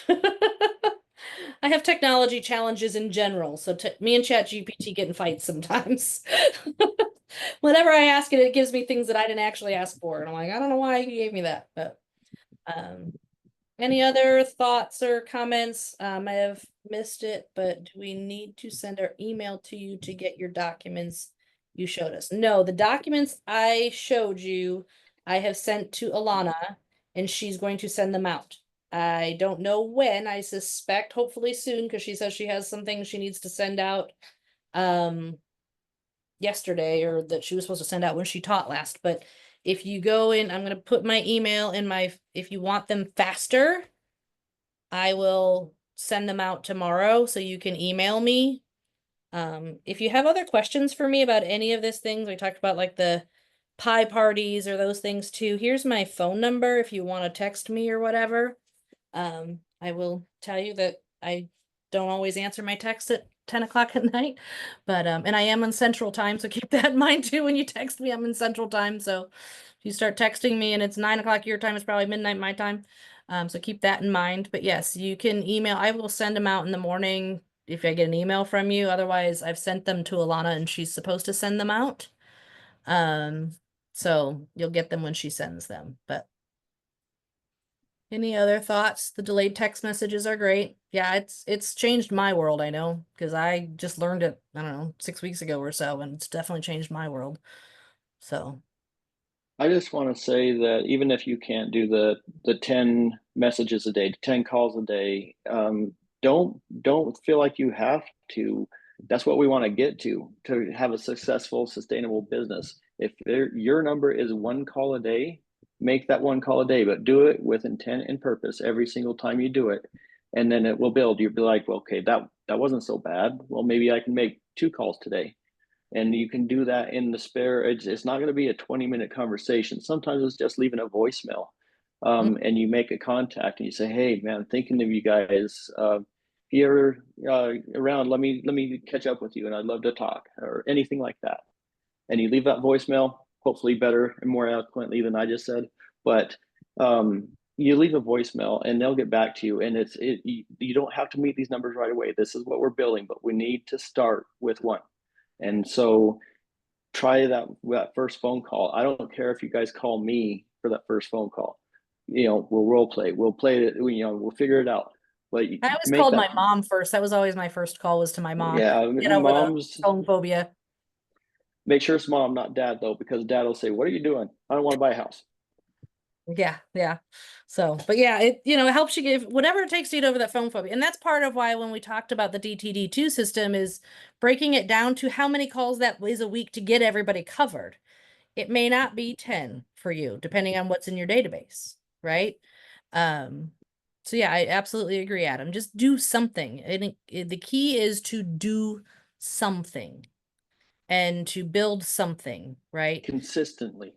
Yep. Do something consistently. Yep. And then track it. That's the next step of that, is tracking it. Because if you don't know where you've been, you don't know where you're going. If you're not keeping track of who you've texted or who you've talked to, and you don't, whether it's in command or on a piece of paper or whatever that is, if you're not tracking it, you never know where you're going, and you're going to call the same 5 people over and over and over again because you're not paying attention. That's one of the things I love about the smart plan, the quarterly smart plan. You set it up and it takes the thinking out of it for you. You just dial the numbers that are there and have that conversation. So you don't even have to.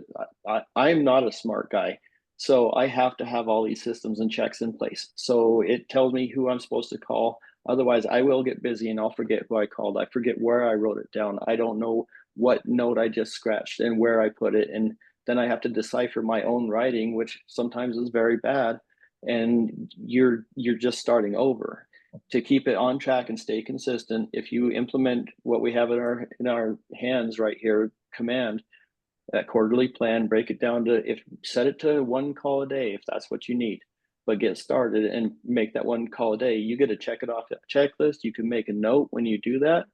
Hey, left a voicemail. It even gives you a drop down options. We talked, we left a voicemail, no answer, whatever it may be, but you make that quick note. The whole conversation and that whole first thing that we're so afraid to take that step can just very possibly be done in 2 minutes, including taking the notes because you left a voicemail and typed in a note. So Yep. it's not as scary as we make it out in our heads. It's just, we're just talking to people, making connections. Doesn't mean we have to even say, hey, you know, this is me, I'm trying to sell real estate. No, just check in as a friend. Yeah, and that's absolutely true. And I agree, Tiffany. Yes, it's phone phobia is real. I'm an extreme extrovert, and I hate getting on the phone. That's why I took up open houses and door knocking, because I like face-to-face phone calls and conversations much better than picking up the phone.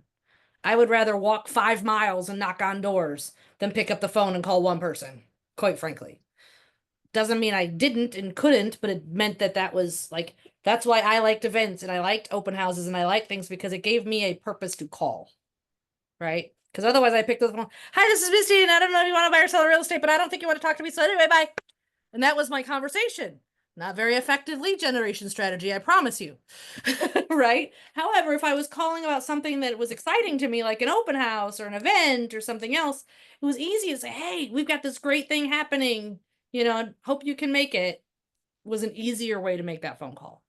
I also was a fan of, I'd always try to call somebody that I knew wasn't going to answer for my very first one if I was picking up the phone, because I figured if I got past the first one, then I could get to the second one.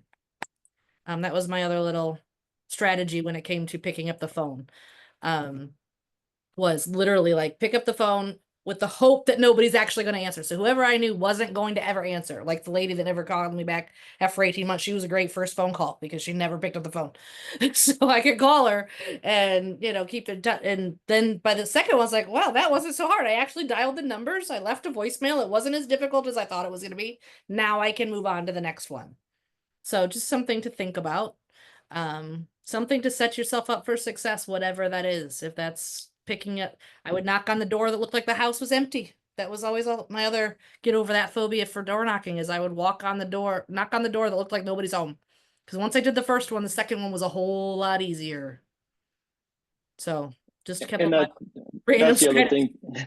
The other thing too, just to throw this in there, is it's not going to be perfect the first time. So expect to stumble a little bit. Expect to know what to say, because we have when we have those moments where we're like, blah, blah, blah, and I can't talk.